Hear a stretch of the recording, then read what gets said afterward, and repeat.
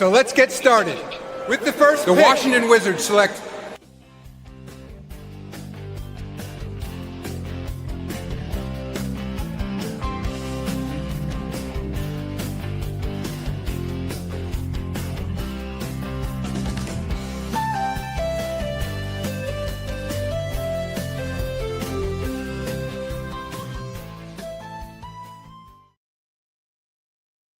Ladies and gentlemen, we have arrived to draft night, one of my favorite nights of the year. I am Mike Brown of the Beer Sports Whatever podcast, which is blessed to be a part of the Finstock Sports Network. I am joined by Alex, one of the producers here at FTSN. I am joined by Russ Morgan of the On Deck podcast.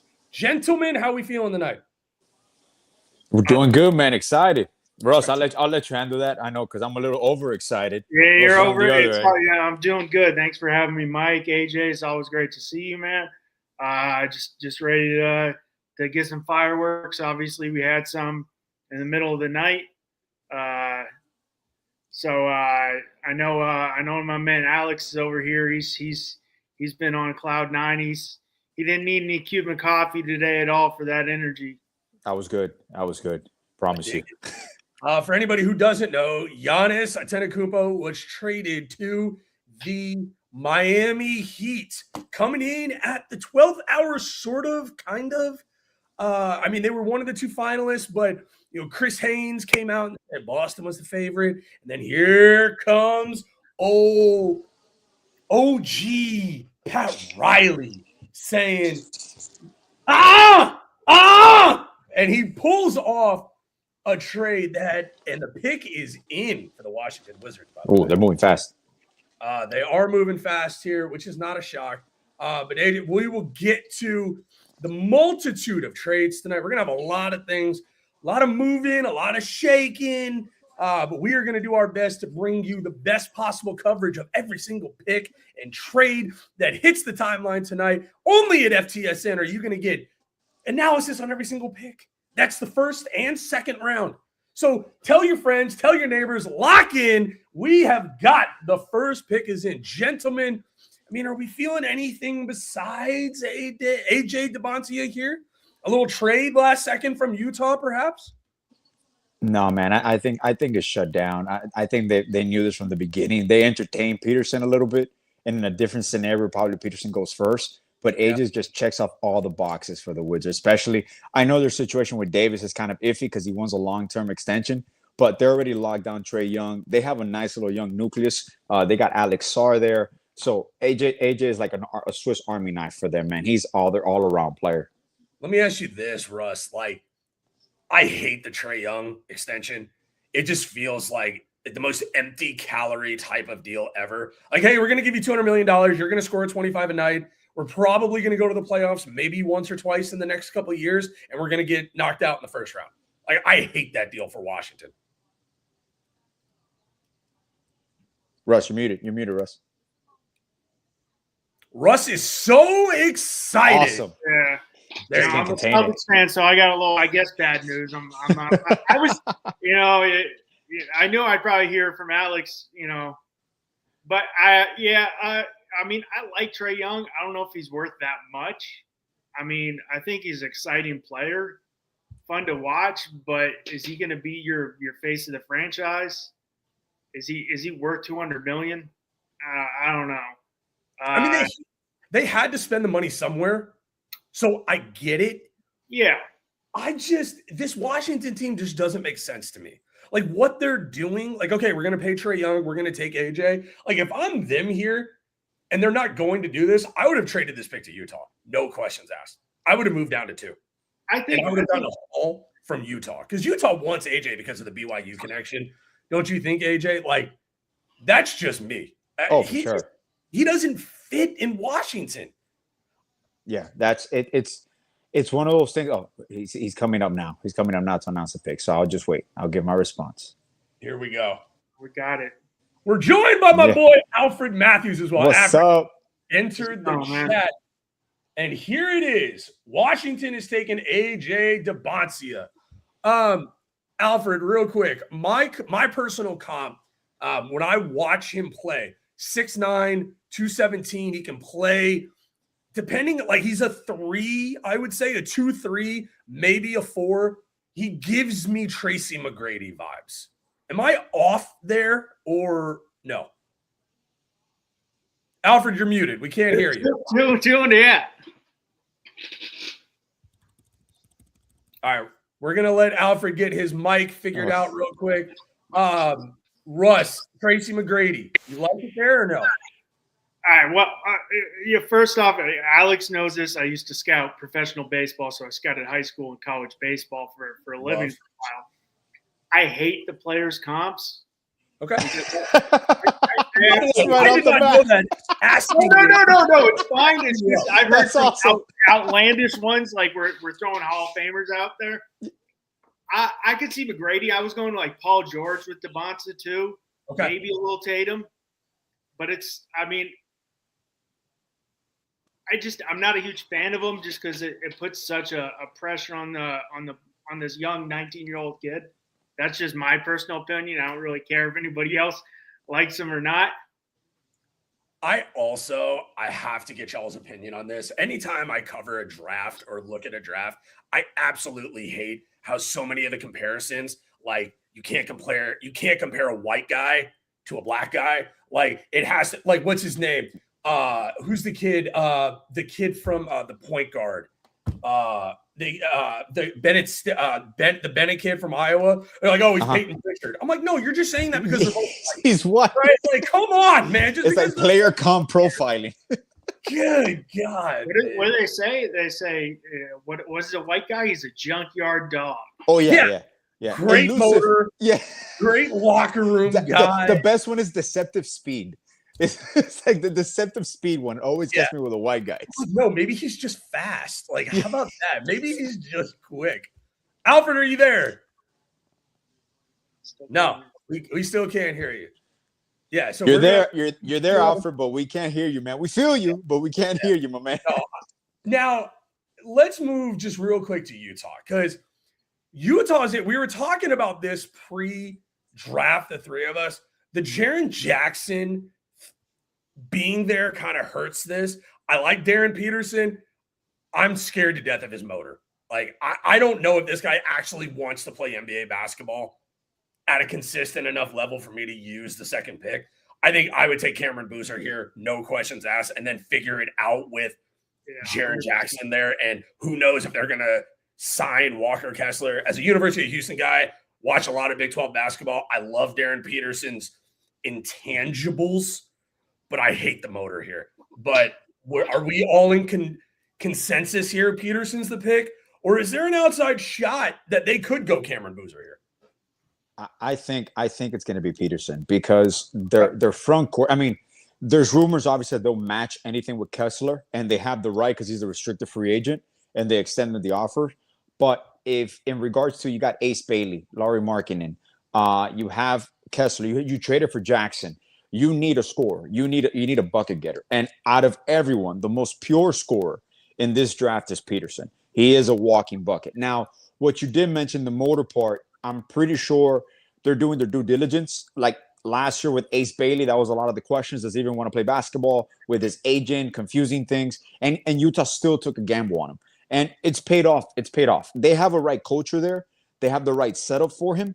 And I think he'll be successful there because he is their missing piece. Remember, they still got Keontae George. They have Utah is one of those teams that could climb up the ladder in the Western Conference by this year. They could be making noise in the playoffs. So I think he's a missing piece there. And there's no way to me that they overlook that. Russ, your take on pre-draft, and the pick is in. Pre-draft, he only I would watching a lot of college basketball. I'm an Arizona fan, so I watch a lot of Big 12. I'm a newer Big 12 guy because I'm, Pac-12, Pac-10 guy originally.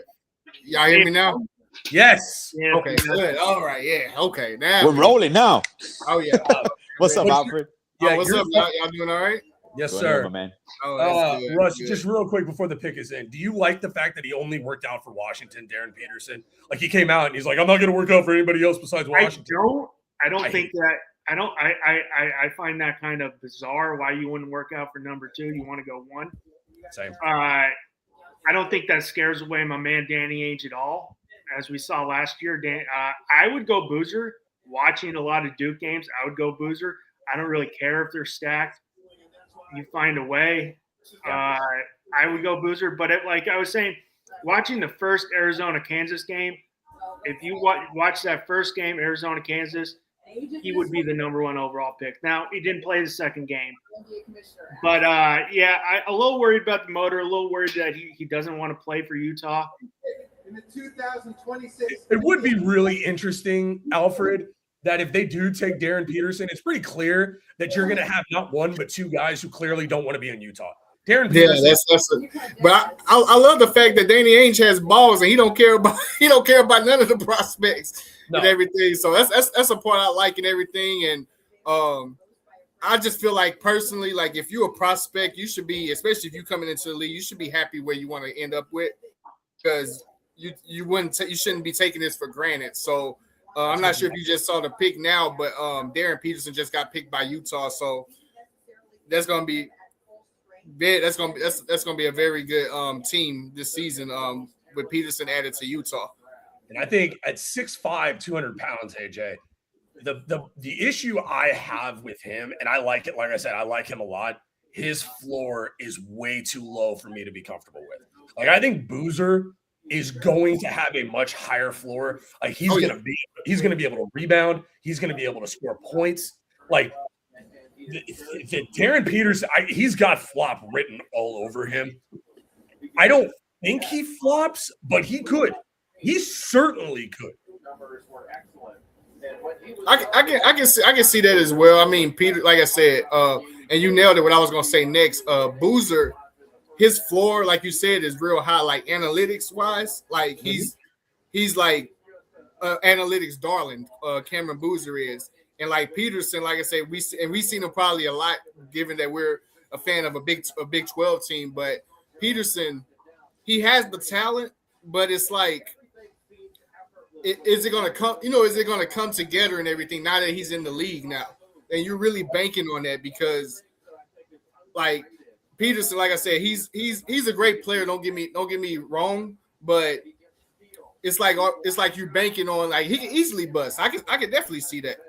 I can 100% actually see that as well. I'm a huge fan of Peterson, but like I said, it wouldn't be shocked to me if he busts or not. But it's still a great pick by Utah, though. Don't get me wrong. It's a crazy comparison, but when they talk about the motor, I remember Anthony Edwards when he was coming out, and there was a debate between Wiseman and Edwards. Is Edwards even like basketball because he used to play football? And I'm like, those are topics that I know sometimes get exploited a little bit, but right. I understand the concern because it's a volatile floor ceiling type of situation for him, especially for a young team. That's very important. That's why veterans are important in those teams. That's why, like a Kevin Love, that's very important for Utah.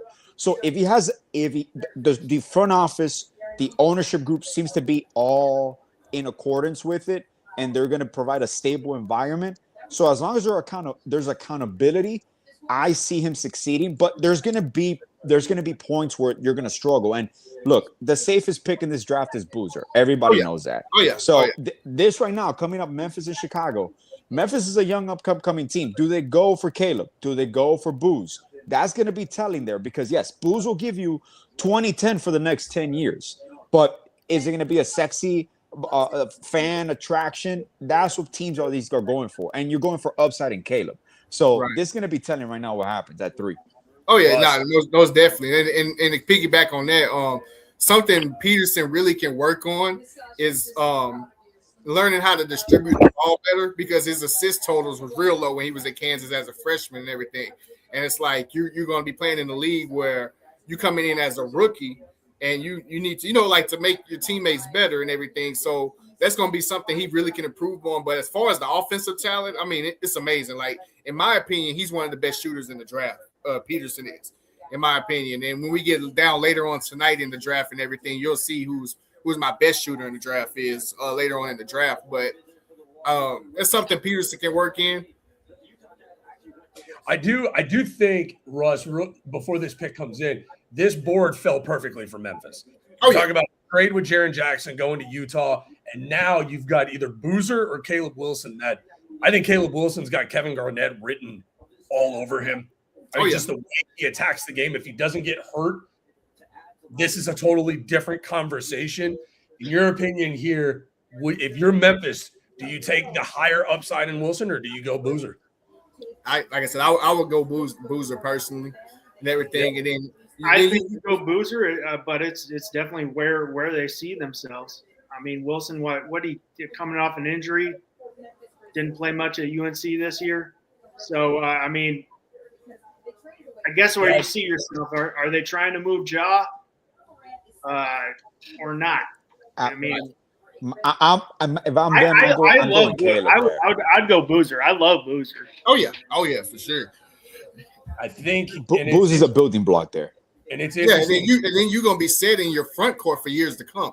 Like you have Edie, and then next with Boozer potentially or Wilson next to Edie, and then you have the backups. You have you have GG Jackson. Like they're in your front court, you got Cedric. You picked them last year, so you got set. You're set there too. A small forward. Oh yeah. And an interesting Shams bomb, not bomb.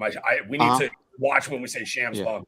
Shams that he did. Darren Peterson did meet with Utah over the weekend. Course. I saw that news break out a few days ago.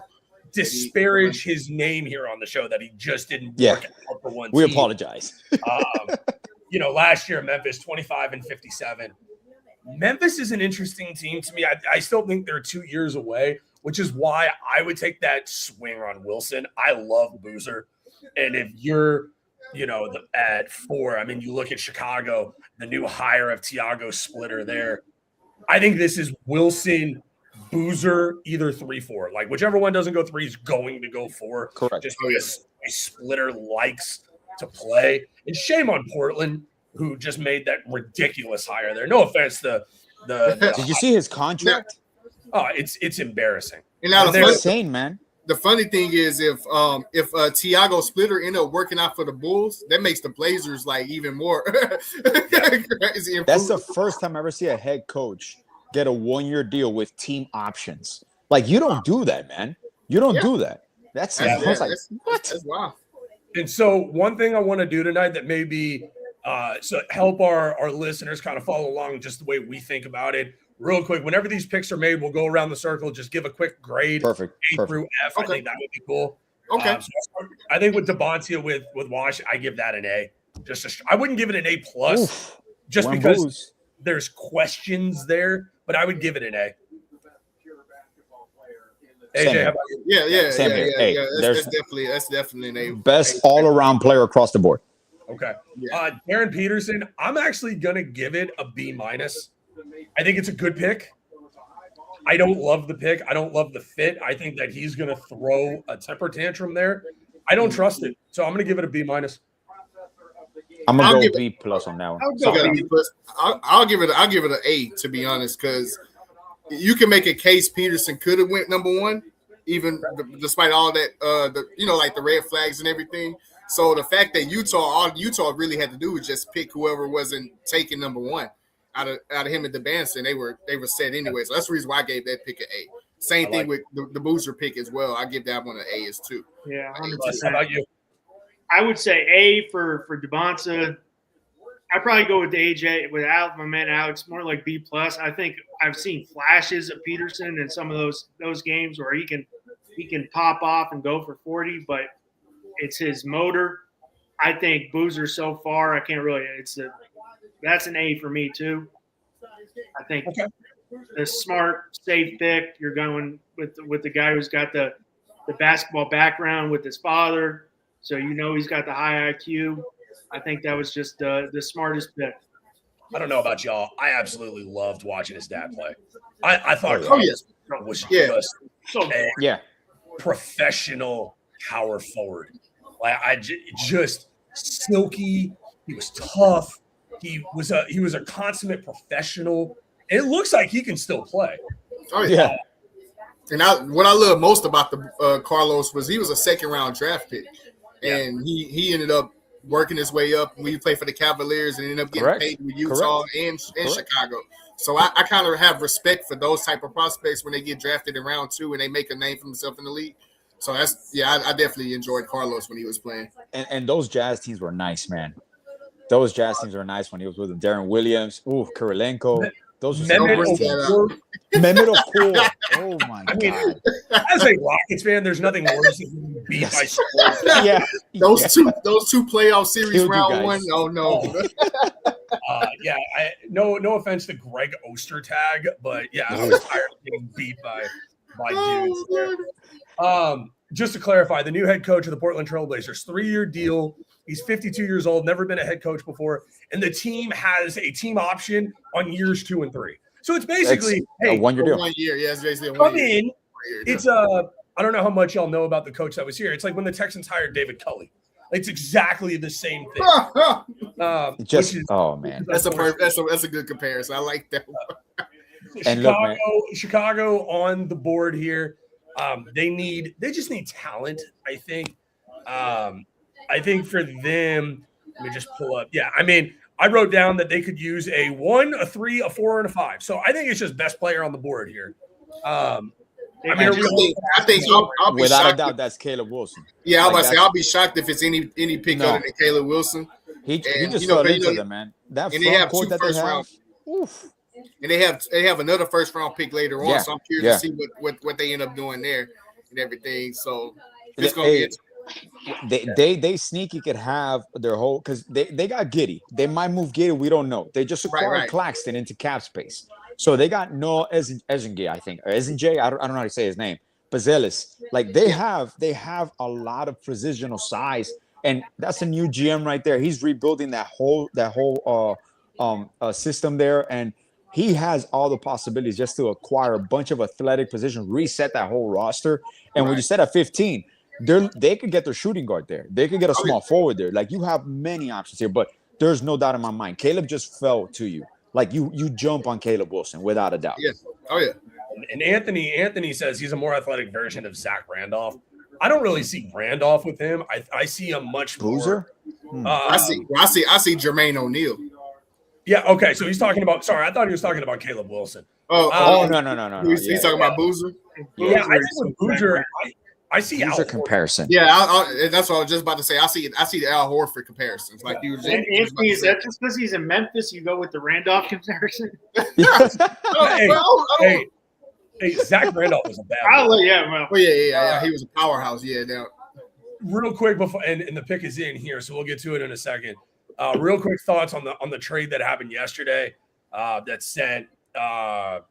Speaking of lefties, Julius Randle to the Nets, Claxton to the Bulls, clearing cap space for the T-Wolves to re-sign Ayo Dosunmu. Correct.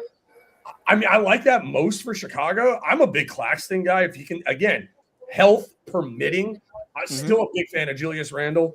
But yeah, big fan of that trade on a couple of fronts. Not a huge fan of it for Minnesota, and it looks like. Yes. Okay. So the Bulls have gone with Caleb. They picked Caleb. Alex, you're right. Starts at 5.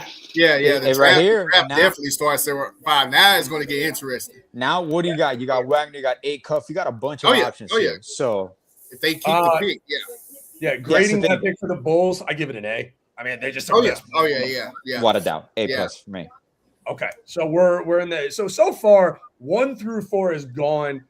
A lot of mock drafts. If there wasn't any movement, they thought, AJ, good call by you. And exactly, I mean, it starts here. What are y'all's thoughts on Wagler, Acuff, and Kingston Fleming? Because you're talking to two guys on this side of the foursquare here. We've watched a lot of Kingston Fleming's. I am a massive fan of his. And I don't know if y'all saw this. He did letter to the GMs across the league. He's putting out videos of his workouts.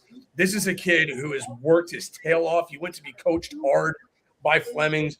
I don't know if his ceiling is as high as Acuff or Wagler's. We'll start with you, AJ. Do you have a favorite of those three that you like the most? My personal favorite is Acuff. I absolutely love Acuff's game, but I don't think Acuff gets past 7. I don't think Fleming's gets past 7. I think Wagler, Fleming's, and Acuff might go 5, 6, 7.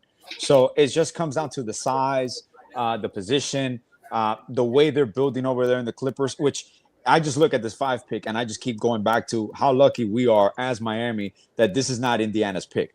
because this should have been Indiana's pick right here, and that would have just fortified them coming back with Tyler Burden. But I think I have a feeling Wagner's going to go 5. Okay, Russ, how about you? Yeah, I'm watching the March Madness. I'm an A-Cuff guy too, but I'm kind of with AJ.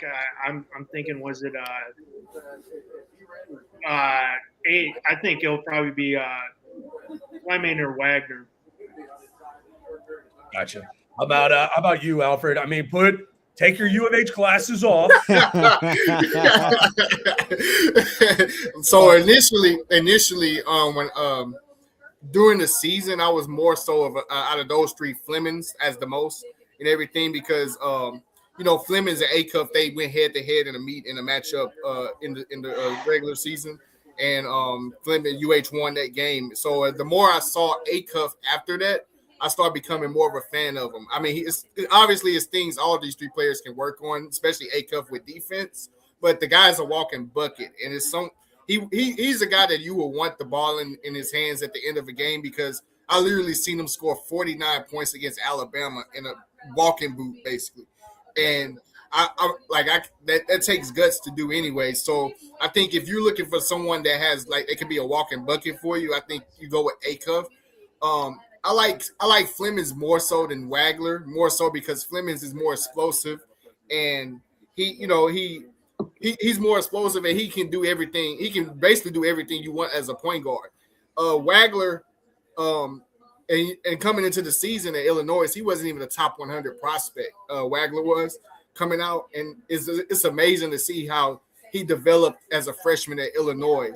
And I think he's not the most explosive guards out of those 2, A-Cuff and Flemings, but he's a basketball player, which I really enjoy. So as with the Clippers, when I did my mock draft last night, I had them taking Wagler more so because him and Garland fits perfect together. And Wagler, he's 6'5", and Garland is 6'2", and he can play off the ball. Like Wagler can play on and off the ball. So it's going to be interesting to see what the Clippers do in this sense with this pick, because in my opinion, I think they go Wagler, but I really like A-Cuff out of all 3 of those guards. I think what I like most about Wagler, I like his size at 6'5", 188 compared to A-Cuff at 6'2", Fleming's at 6'3". He's got the most weight on his frame at this point. Not to say that he won't be able to put on more. And it looks like, Clippers are taking this down to the end. Shame on the Clippers for having a watch. They milked it. Can you let the fans go inside to watch the draft, please? I've never understood draft parties outside. What is the point of that? Yeah, I think Wagler, I've got a pro comp of Tyrese Halliburton. On A-Cuff, I've got Stephon Marbury. And Kingston Flemings, I got De'Aaron Fox. Yeah. Pretty accurate. Yeah, I was saying that's dang right there. I don't know if I want the De'Aaron Fox comp. I mean, that guy drove me nuts in the NBA finals. Like, don't what an assassin, man. Yeah, man, that was a bad final. Freaking basketball. I'm going before the. Yeah, I was about to say before all that happened. They literally took every single second that they had. They took every millisecond they had. I'm going to tell you this. I see a shock here. I think Kingston Flemings is going 5. I'm going to call my shot right here. Okay. I think he's I still think Wagler's won that one.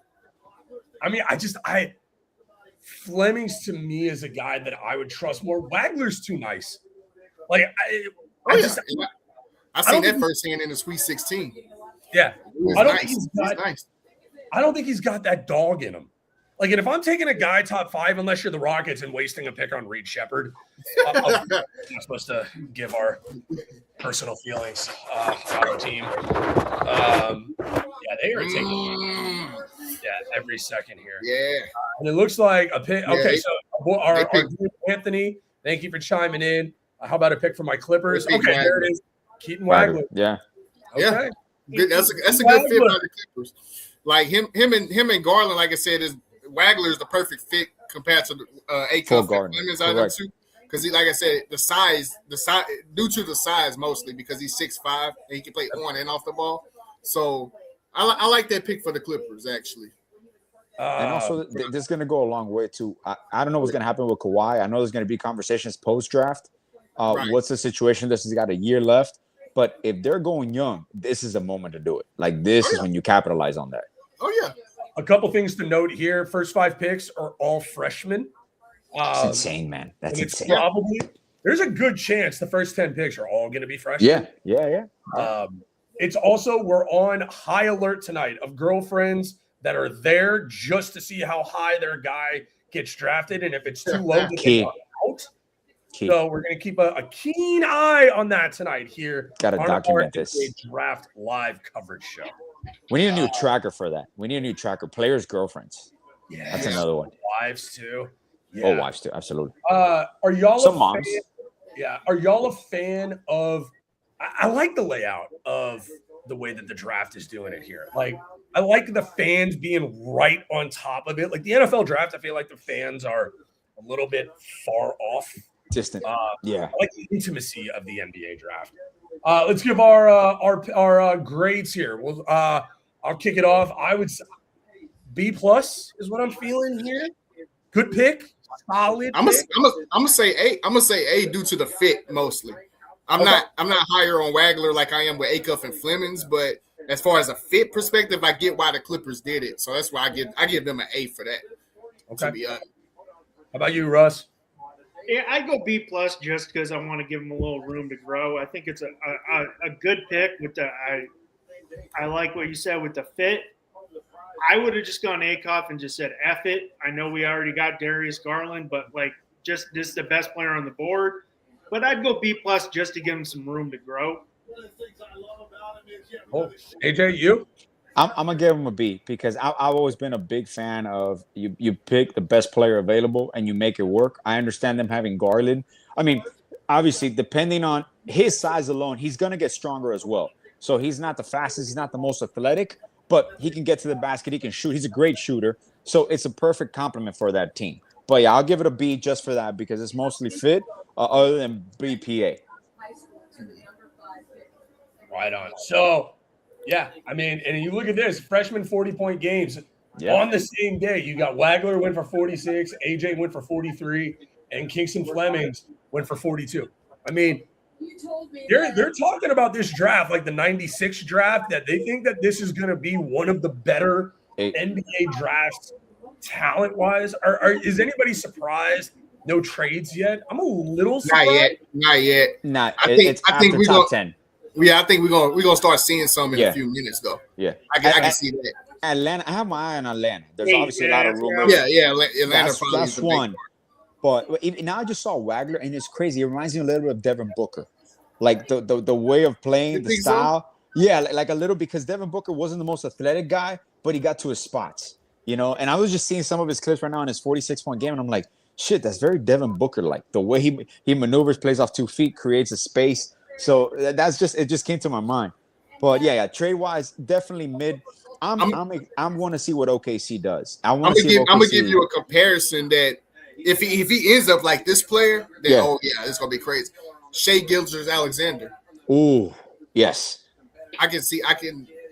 There's not like a lot of people think they're not super athletic, but they know how to move. They know how to move in space. Get to their spots. Yes, that's the main thing. Yeah. So I'm a big fan of what I show as the Soul Glow haircut that he's got going on there, though. That's not Coming to America vibes written. That Soul Glow, baby. Big fan of that haircut. Are we thinking that Jaylen Brown gets moved tonight either? No. I don't think tonight. No. Okay. I don't think so tonight. But what I heard was Trey Murphy might end up tonight. And it was making it seem like it was a guarantee that was going to happen sometime tonight in this draft. So I think there might be a 3-team trade with Brown, Murphy. Like they're something's brewing there. You know, I have my theory on Brown. I know they dangled him, but he requested something before. Like he has to have known for a while now, and they just Boston used the leverage to try to like extract more from Miami because we were kind of bidding against ourselves. No one in their right mind thought that they were going to take that trade after everything we offered. So my mindset is like Boston kind of knew they were moving Brown, and then they just used this part now, and they're like, oh, we got to move Brown now. You know, the trade fell through. So I'm like, the writing was on the wall. Brad Stevens' end of season press conference was a little iffy about like, we know what we got to do, and we're not there. But We'll see. We'll see how it goes. Like the Nets war room, they getting hyped in there. I'll go Acuff. If it's Nate Ament, I'm walking out of this ring. No. There's no way Nate Ament. No, it's too early. I do love like when they do these live viewings to these draft rooms and there's like 48 people in there. Like, oh, I'm sorry, you needed 48 people to tell you what guy to take. Do you not have all of this kind of filtered out? If you guys go here, this is who we're gonna take. Yeah. And the best thing, at least they don't do the NFL thing here where everything is like orchestrated and they're just clapping. So far, my mock is accurate so far. Okay. There we go. Here we go. Okay. So we've got Mikael Brown Jr. here coming off the board. So I would say that this is probably our first surprise of the night. You talk about, he's 6'4", 190. He's got good size. One thing with him, he's got to become more efficient in game. But, very few people, I think, had him going off before Kingston Flemings or Darius Acuff. Mikael Brown, I've got D'Angelo Russell on him. I like the way he plays. I think D'Angelo Russell has been a pro in this game for a while. This is a surprise to me with Brooklyn here. I'm gonna say the reason why I had him mocked to the Nets, personally, I don't think it's a surprise. I think because it was rumors and everything going around saying that Acuff wanted to go to Sacramento, and Sacramento was they really wanted Acuff. So once I seen when Mikael Brown was like working out for the Nets and everything, and apparently he killed his workouts in a good way, I was like, oh yeah, the Nets probably end up taking and everything. But your comparison and your strengths and weaknesses is spot on, because that's exactly what I saw when he played for Louisville, and the injury as well. So it's curious to see how he does coming back from that, because he was injured a lot in Louisville as a freshman. Good player. I like Mikael Brown. I'm a big fan, but this feels like am I crazy, Rudd? This feels like a stretch to me. Like, this feels like a reach here. I don't know if it's a reach. I think you got a lot of, like Hollywood was saying, a lot of late movement. But I think the defensive concerns for him and obviously the durability issues. But the Nets must have saw something they really like. I mean, what is he, 6'4", 6'5" guard, clean offensive guard, probably the cleanest offensive guard in the draft, or one of them. I would go Acuff, so he's right up there. But I wouldn't go a reach. I would probably say 6'7" was his range. Oh no! There we go. You gotta just set that up. And I'm a teacher, so I banned that from my school. They're not allowed to go around. Blessed. To me, man, it's crazy. I'm seeing his highlights, and the more and more I see it, I know he's not as strong, but there is some Tyrese Maxey into him, that type of game. So he's going to put on some weight. He's 190, 195 now. He's going to get to the 205, 210, and he's a solid all-around guard. That's what I see. He's a good shooter. He looks like a baby. When you see him now getting drafted, he looks like a little kid getting drafted right now. Oh, yeah. I don't know if it's his face, a little mustache. I don't know what it is. But he'll go that's into, why I just don't know what Brooklyn's the doing. CJ McCollum comparisons was spot on when I first seen No, that's solid by you, Alfred. I'm going to give this plus just because with Acuff there, and if you were looking to go point guard, even Flemings, I probably would have taken before him. So C plus for me. I think it's got good upside. I think if he continues to develop his frame, shows that he's durable, he can be efficient on the court, it could move up to that B plus range. But I do not love this pick. All right, I give it a B plus as well. Okay. I think Sacramento got to be ecstatic right now. This has to be I would say B just because of Acuff on the board. Yeah. I think Acuff's the best guard. And watching him in March Madness, he's the best guard in college basketball. While we've got a second here until they publish this pick, what are y'all's thoughts on Dusty May? I think that was a little bit of a surprise. That came out of nowhere when I first. I mean, money talks to me.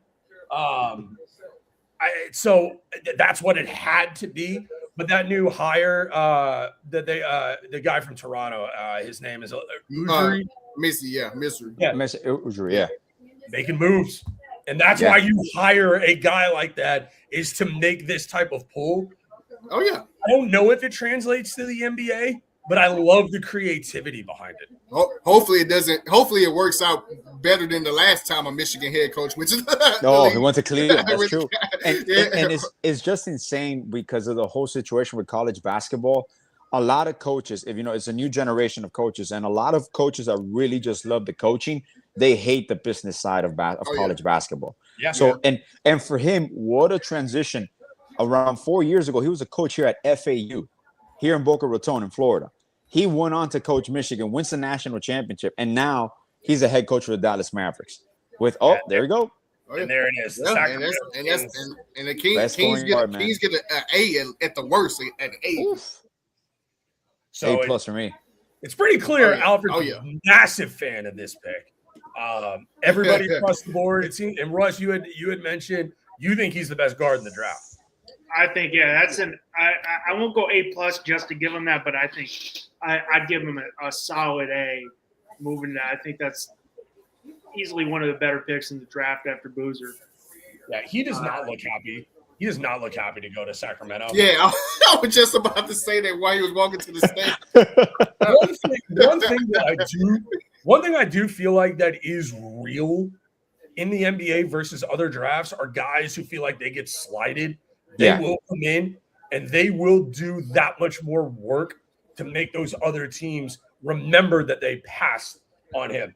Darius Acuff has got that. Like, he looks. That's funny seeing Calipari got snubbed just now. I'm not sure if y'all saw that. He was trying to pat the dude on his back. He didn't even turn I'm a big fan. Miss Fins wants to know, what are our thoughts on the Giannis trade? Do you think it was an overpay? I do. Yeah. But you had to. If you were Miami, you had to overpay to get him. It was a situational, and I'll go further to not take away from the draft here. I'll go further on in our weekly shows, but it was a situation where, yes, there were young pieces, but we were a perennial playing team right now, and some of those young pieces were up for contract extensions. The heroes, the Jaques. So Giannis is a generational player, and we still have. Well, people forget about this. We still got 3 out of the 4 first-round picks, while Giannis is going to be in his next max contract. So there's ways to improve the roster. You still got Wiggs. The Wiggs decision is going to be very important if he opts in, if he opts out and works with us. So there's a lot of telling things. I think we'll lose Norm. Particularly, I have a lot of more players that I would take over Norm, even though Norm is perfect for this team. But Ms. Fins, I'll go further in detail in these 10th Street Boys this upcoming week. But it was a necessity, and it gives you relevancy again. You know, Miami Heat are relevant once again. Pistol P was a beast. You saw that graphic that just showed. Oh my God. Way overpay. That way overpay by Miami. And don't you, man? Are you talking as a Celtics fan here, Russ? I was with the 3 first-round picks, and I wanted to, being the Celtics fan, we're talking about Jaylen Brown, and I didn't get to say a word. Alex jumps in first, but I wanted to jump. Would you have been okay trading Jaylen for Giannis? With what we were offering? Yeah. Yeah. Okay. That was I didn't want more. They're 18 million hard cap. Yeah. Surround. Oh no, but that's what I'm saying. We could work around that. That's if that Wiggins has to. There's still some moves to be made. Did anybody see the odds for that? I mean, they jumped so much from that one player. I mean, they got him above Orlando, Cleveland. I mean, the East is weak. The East isn't very strong. So, I mean, that is one thing. The East isn't a very strong conference right now. So it definitely pushes them up the board. But and when people are not talking defensively, that's going to be an elite defensive front court if we keep Wiggs. That's all switchability. You got. I'm telling you, it's gonna be an elite team defensively, regardless. Though, remember, I am a little surprised that I think if they would have taken Boston's offer, I think they could have picked up the 2 first-round picks, flipped Jaylen somewhere else, and then gotten been more. I'm a little surprised they didn't do that because I think they're banking. Like Tyler Hero went to school in Wisconsin, so I don't know if that had anything to do with this. I think he was Mr. Basketball in Wisconsin. Yeah. I think that there was a little bit of tug there, but I do think I think Russ is right on. I think it was a massive overpay by Miami. I mean, if we're really getting at it, the Boston offer was better. I know it wasn't players wise, but you're getting Jaylen Brown, who, was MVP, NBA Finals MVP, got 6 in voting. 100%. It was just a situation that they're in. Milwaukee's at. I mean, Brown's got a lot of money. He's got an extension coming up here in July that he's going to probably want, especially if he stays in Boston, because he's going to want to feel good. I think, and I know we got 2 Houston guys. I think my number one destination here is, if they do trade Brown, is the Rockets. He goes with his former coach, his cheating coach over there. Hey, relax. Hey, fine. I love Joe Mazzulla, so it worked out fine. You cheat on Neil Long, you deserve to go to prison. Okay. I don't know why you do that. I don't know how you do that. Respect. That's interesting pick here coming for Atlanta. I don't know why, but I'm intrigued by this pick because they need a wing, they need a center, they need a power forward. This has Nate Ament written on it. I just don't like the player. Like, I don't love that fit for them. It makes sense because that's what they need. I mean, could y'all see maybe Mara from Michigan here? I mean, I know this is early for Mara, but I think Mara could be an issue. I can see that. I can see that. And what he did in March Madness, definitely could see that. Mara's nice, although if I have to see one more comparison to Zydrunas Ilgauskas, I'm gonna vomit. Vomit. I'm a big fan of Mara, but come on, guys, internet do better, do much better. But I also see this the range that Flemings could go in. That's right here, right, and everything, because McCollum isn't their point guard of the future. And he's only about to be on. He's on a 1-year deal anyway, so you draft Flemings and he can be like your point guard of the future going forward after McCollum leaves and everything. So I'm curious to see what direction Atlanta goes to as well. Because I got Flemings or maybe Berrios. I think I suspect they won't reach for Berrios. He could be there for Milwaukee or for Dallas, but I think you got to go Flemings here because it's a perfect landing spot for him, especially with McCollum being your veteran presence there in the guard room. Like you should go Flemings there. Oh yeah. I, as a University of Houston graduate, I love the analysis there. I just don't know if they make that pick here. Oh yeah. There we go. Hey, I take back everything I just said. The first University of Houston Cougars is off the board, baby. At number 6. Number 8. Oh yeah. Now we got Mara coming up.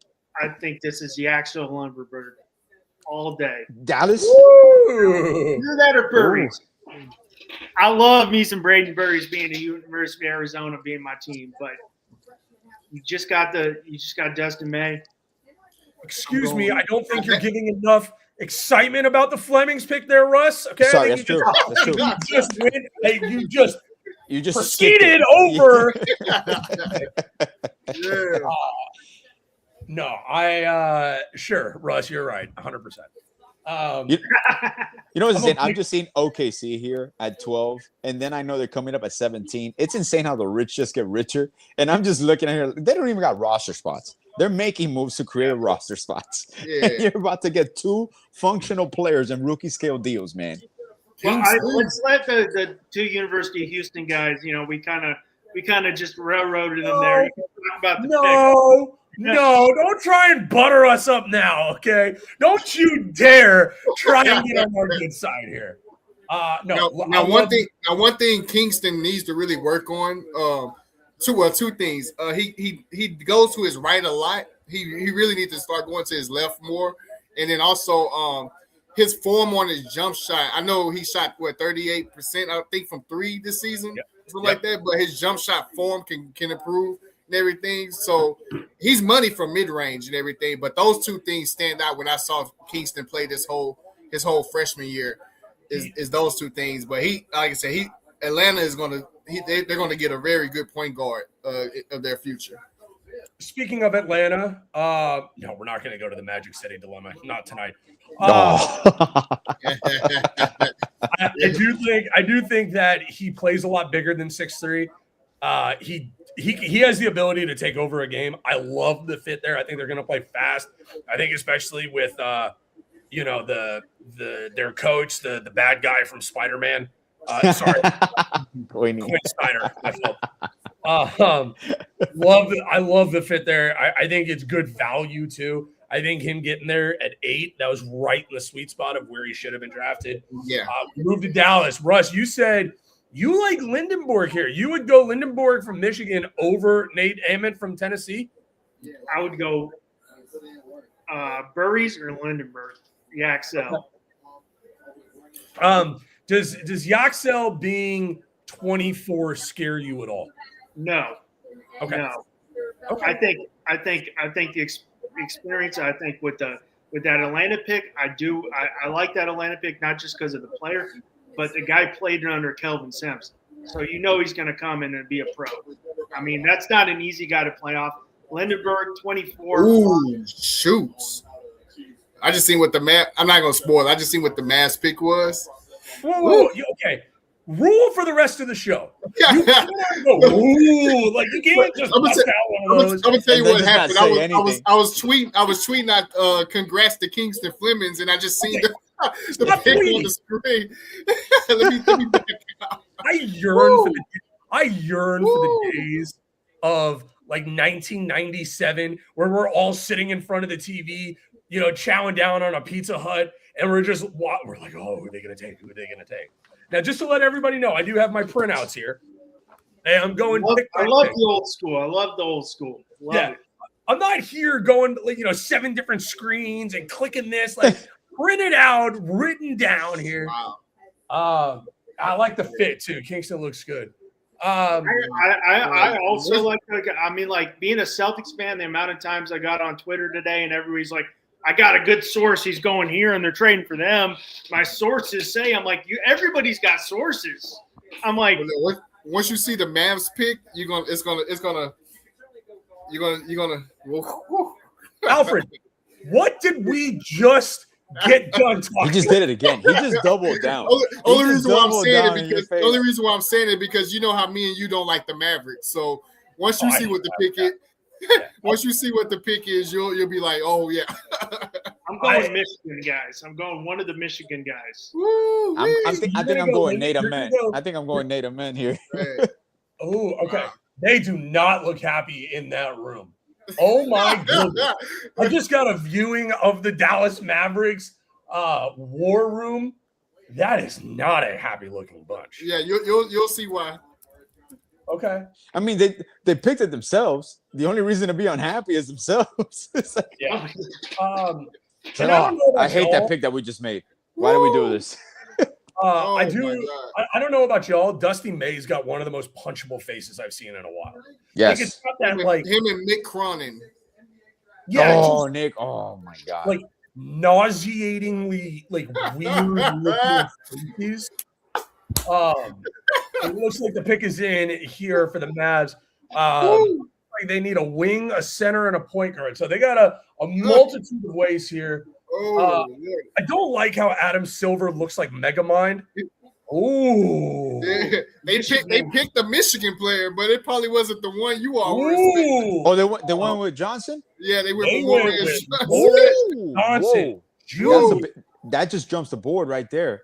He's gonna be good, but I didn't know we were gonna go that good. Okay. Holy shit. Morris Johnson Jr., a sophomore. So, first 8 picks were freshmen. This guy is a sophomore, 6'9", 250. The pro comp on him that I've got Daniel Gafford. So, got a Dallas connection there. That's insane. I don't get this pick when you have the rest of the board left. I mean, you've got, if you're going to do this, go with like Kareem Lopez out of Mexico. Like if you want to just throw something against the board and see if it sticks, I like his game more than Morris Johnson. He's got to work on his offensive game literally as a whole. I mean, I guess I kind of like the out of box thinking here. He can compliment Cooper Flag a lot, but I mean, and your new head coach is your head coach. So either there's something in style. He definitely had a say in this one. Of course, this is there's no coincidence here. This is not a process. Wouldn't you love Adam Silver just to like tell him in his ear like massive overpay by Dallas? Kid. Let's make sure we stay with our grades. I'm going to give this a D. I don't get it. I don't get it either. Honestly, I give it a D as well. I'm gonna go with a C because, like I said, every GM, every team has their own board, and until they perform, we don't really know what's the outcome, how he's set up in that system. And I'm gonna give it a C doubt because his head coach was his head coach last year, so he knows exactly what he wants him for. And if he feels that he's gonna compliment Cooper Flag and what they're building there, by all means. But I think they could have traded down maybe and gotten some youthful assets and still picked them. I wonder if that means Gafford will be gone this offseason with this pick. Yeah, what do you think, Russ? Yeah, that's a crazy reach. C minus. Okay, so we're all, it doesn't make for a great podcast debate here, but we're all kind of on the same page on a lot of these. I think a lot we get in with letter grade of each other, which is good. I think that's good. So now we got Milwaukee. Here comes. Now I'm curious to see where they go now. So Milwaukee here, you get rid of Giannis. You could replace him here. Not replace him. I think it's impossible to replace him. But you've got some interesting options here. I think you could go Mara. I think you could go Lindenborg. I think those are the two options. Are y'all feeling anything else? I don't think this is Nate Ammon. That's what I was thinking. I was thinking Ammon at first. Yeah. In this range, but I didn't think Burries was going to be available at pick 10. I'm curious to see where they go as well because Burries is still available. And Lord forbid if he gets past them, Golden State definitely is going to take Burries. Yeah. So, and you acquire Hero. Hero, but this whole contract extension, they're gonna feel calls for him. This might be your shooting guard of the future. Or Nate Amen, you take the upside. Now you already got where you got Hawkins who's gonna be serviceable. You can go for Nate Amen because you got a pick in 13 right now. But like you said, you got Warriors, you got the Thunder. So there's when you got the Mara. Mara might go to the Thunder or Yaxel. So if you want to secure yourself with Barrios, you might get him now, and you can maybe get Nate Amen at 13. Yeah. So we'll see. We'll see how that. I don't think Lindenberg fits the Milwaukee timeline. The timeline, right? No, you're absolutely right. Now his age is a factor. OKC, yeah. Yeah, you're absolutely right on that one. Yeah, and especially what we saw today, they're definitely playing for the future. Yeah, and people forget OKC's getting Sorber back too. So they got rotational pieces upon rotational pieces, man. Oh yeah. Yeah, on my big board, I had Morris Johnson Jr. at 17. So this for me, I mean, I don't hate it, but I just don't like it. Okay, we get it, ESPN. My goodness, Dusty May. We've seen him 12 times. My goodness. And I feel for Milwaukee fans. They didn't win a title though. The people out there, and we got no offense to Giannis, but we were all over. Okay, we get it. You don't want to be there. They don't want you there. Just trade him. My goodness. So I'm glad that saga is over. It looks to be that the pick is in here. All right, so everybody make your call. Who are they picking? I'm going Burries. Yeah, me too. I don't know if Russ is frozen or if he's just staring a hole into our faces. Yeah, I think he's frozen. This is a nice look. We got to get this picture of Russ. Yeah. Okay, so I'm already 0 for 1. So let me see if I can go 0 for 2. I'm going to go Mara here. I think they need Eddie Mara? I think they need a rim protector here. And I like Mara a lot. I might be higher on Mara. And there goes. And we're down to 3. Yeah. He should be coming back in. And there he is. Now he's definitely not one of the better looking prospects in the draft at Demera. Nope. But yeah, I mean, they're showing it. And also, speaking of Milwaukee, you got to feel sort of, but he definitely dogged Indiana when he left. Kind of feel for Miles Turner there, like making the decision. Yeah, he signed with Milwaukee now. Yeah. I mean, if they're going to do right by him, they're definitely going to move him. Yeah, for sure. But I think Milwaukee, if they can tool this thing out, if they can drag it out a little bit more, make a couple more moves, pick up a couple more picks. Okay. I don't know if y'all are seeing this. Why is the room like a light green? That is not doing anybody any justice there. Okay, so the pick is in, and we'll wait until we're on board here. It's been a minute since we've said, but this is the official night 1 of 2 NBA draft coverage here at Finstock Sports Network. We're going to be live for every single pick. So we appreciate y'all hopping in, joining us. There it is, the pick. They picked Burries. 6'4", 215, a freshman. So top 10 picks, 9 freshmen, 1 sophomore. My pro comp for him, Jared McCain. Y'all's thoughts? That's not a bad comparison for Burries. I had looked more so when I first saw him. Was the one that stuck out to me was Derek White. Okay. When I first saw him, and everything. So your comparison is very good as well.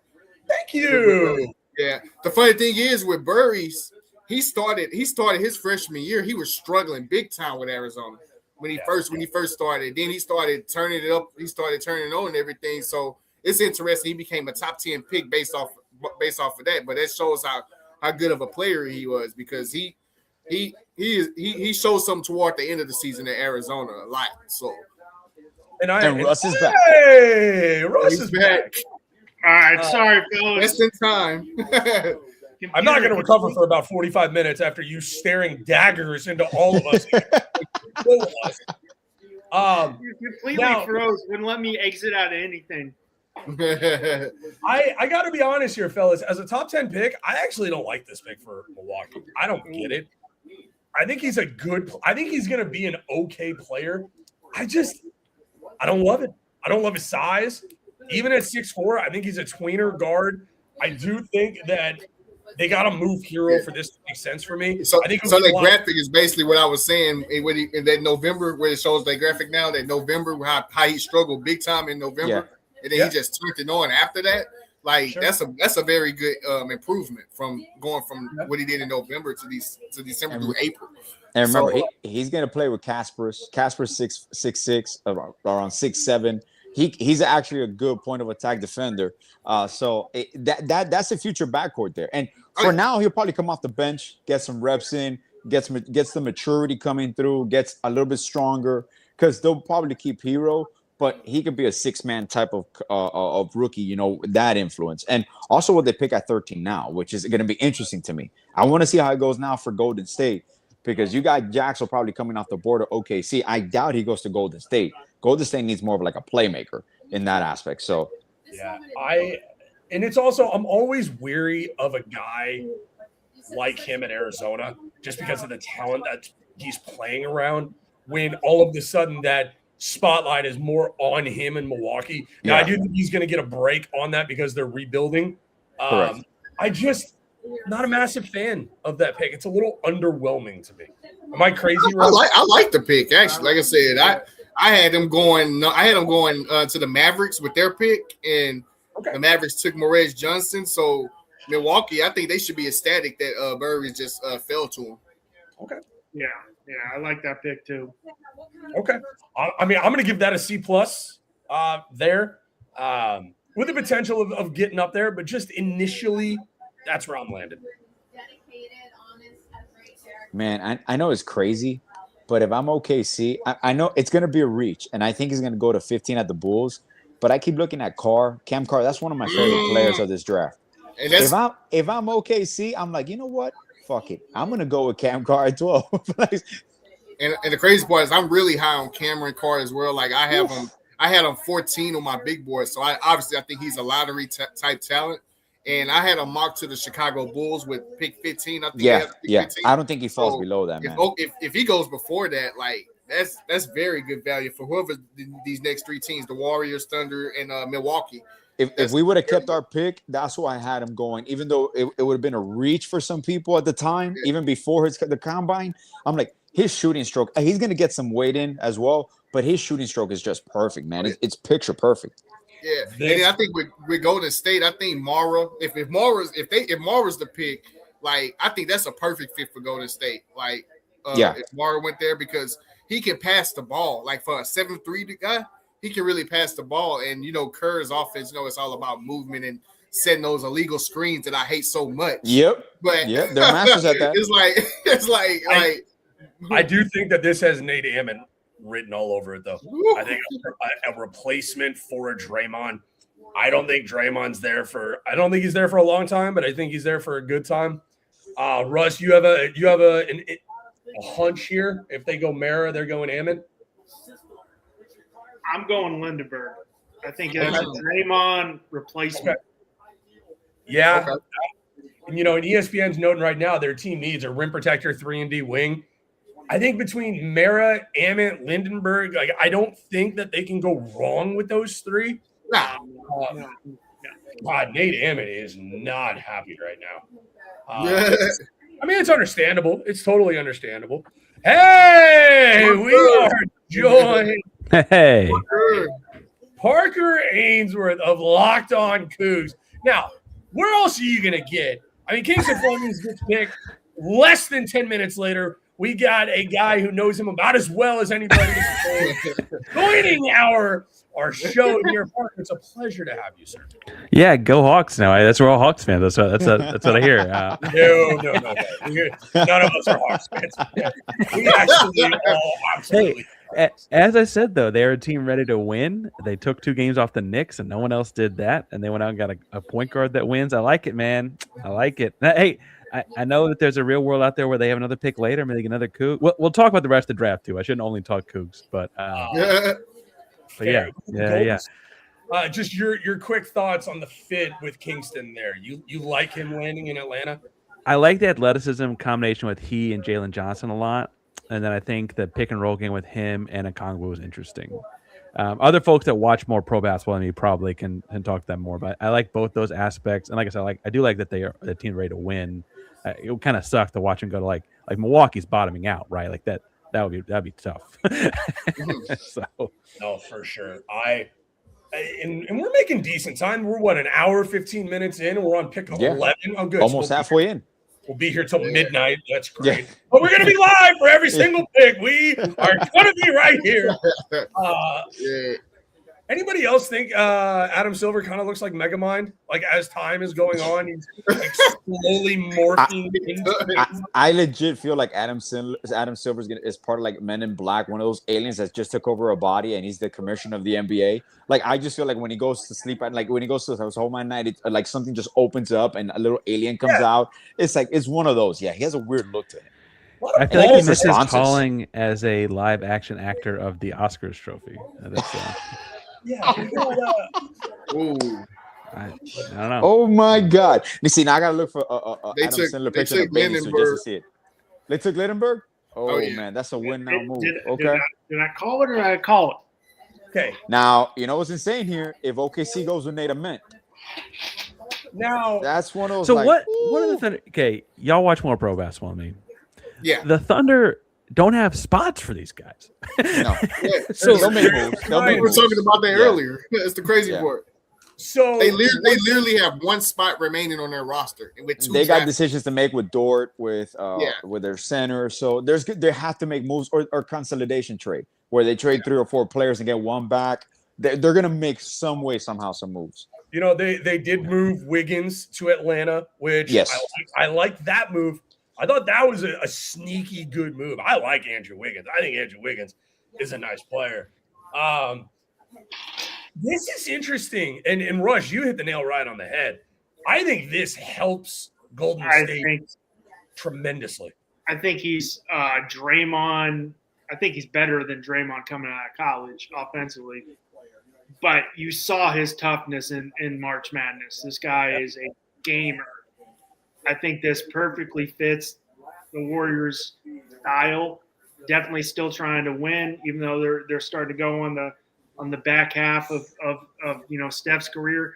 I think this is a great pick. Okay. Fun fact: he almost was going to go to the University of Houston as a transfer. Wow.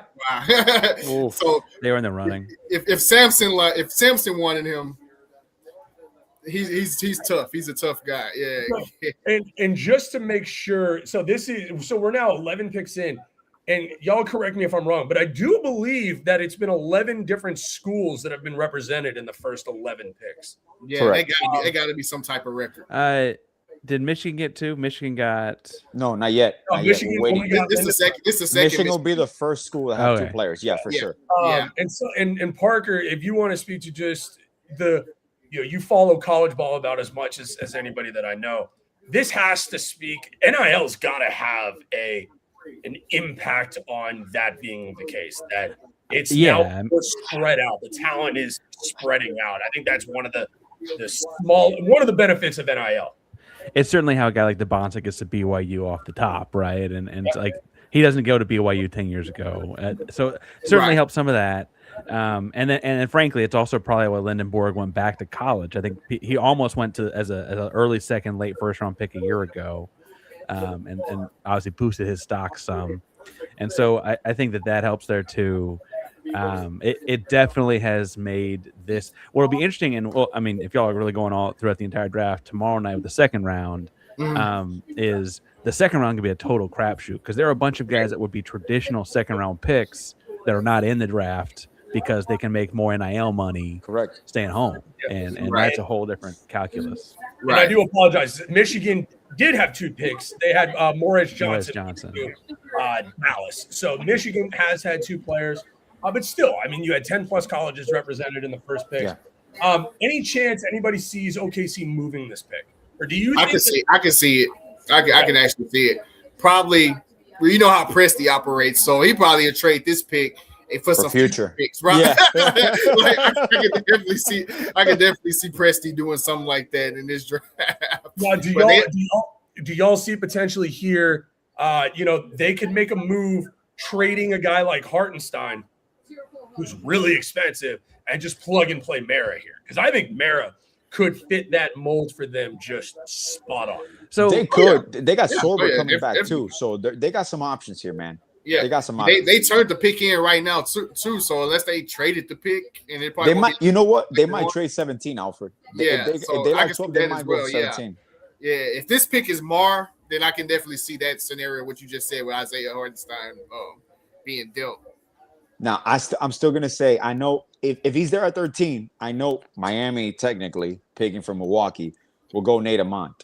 But this is the perfect spot for an OKC team to go get a Nate Amont because you just have him on a rookie scale contract for the next 4 or 5 years, and you're set, man. You got rotational pieces, cost controlled. Your roster's getting expensive, kind of like what's going to happen to San Antonio eventually, too. So you're just ahead of the game, man. You need this young talent and rotational piece. And for a talent like him, man. How are you feeling right now? So, Parker, moving over to you just real quick. The University of Houston. We now have 3 Cougs blessed on the panel right now. Where do you have a Chris Cenac? Talk us into. I think Cenac's being slept on a little bit, but do you see him somewhere, like people have said as high as 17, maybe as low as 25? How high are you on him in this draft?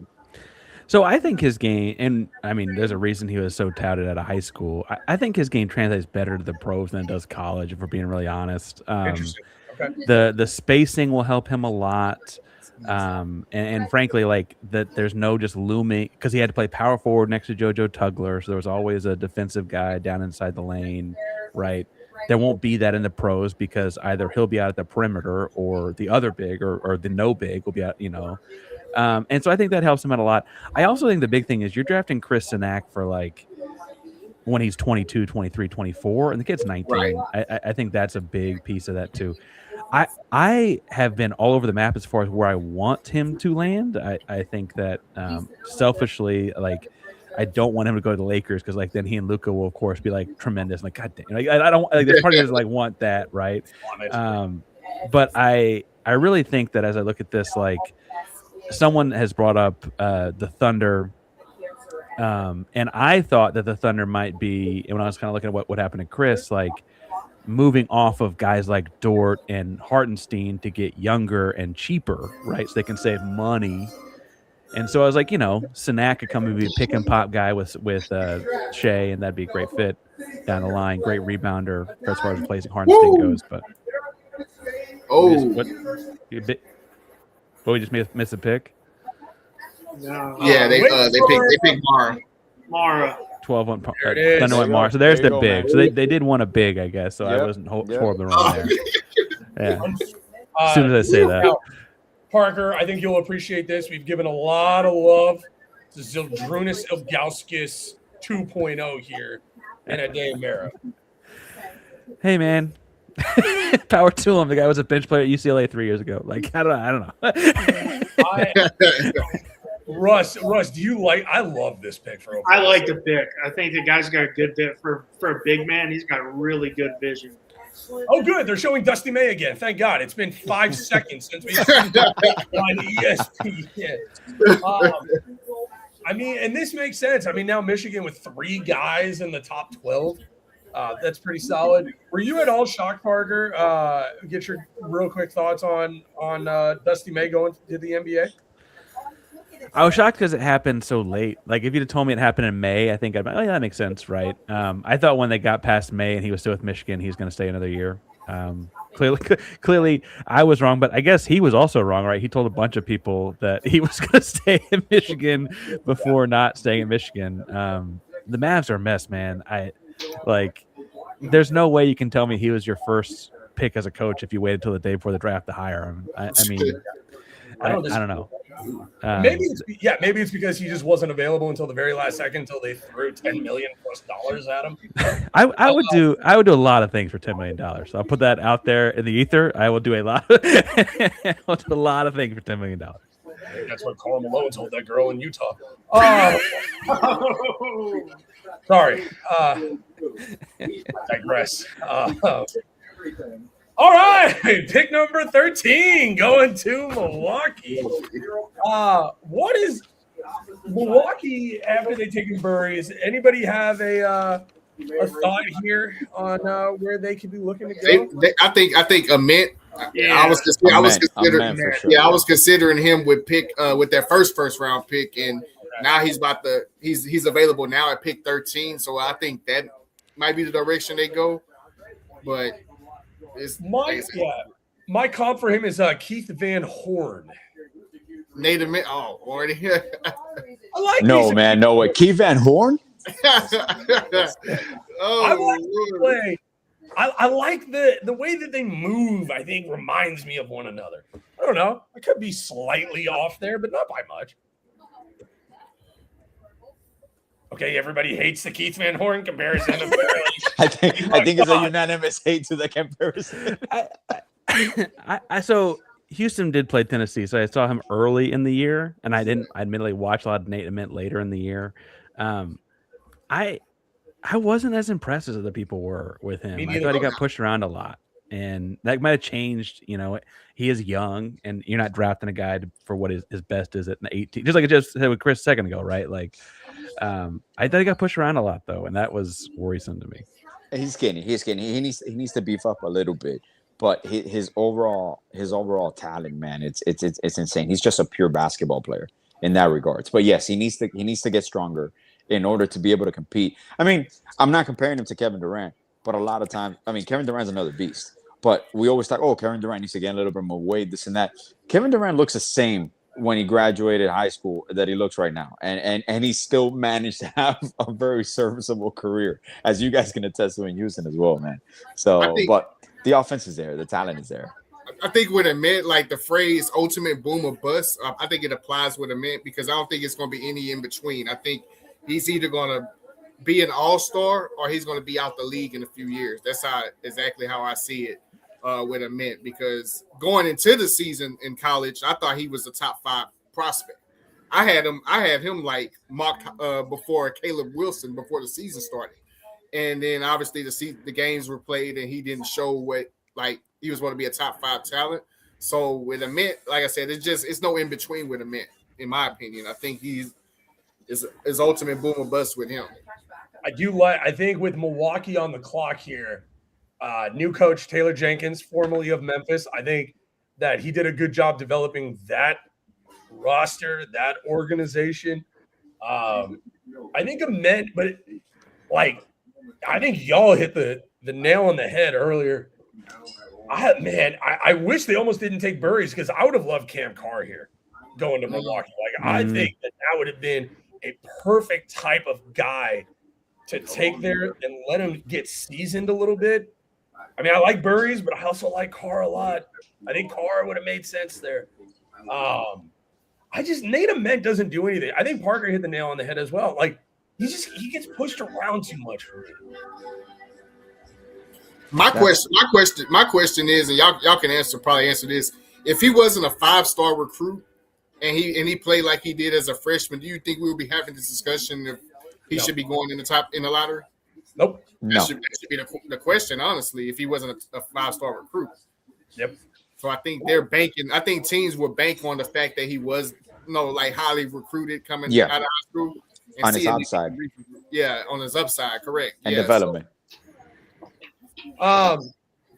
Parker, speaking of Cam Carr, I think Cam Carr is all of our draft crush. Being a Big 12 guy, you watch, the Big 12 basketball. Are you on the same level with the Cam Carr? I think he's being undervalued in this draft. Depending on where he lands, I don't think he gets to 16 or 7 or 19 or 20. But I think if you get him anywhere between 15 and 20, I think you're going to get a hell of a basketball player.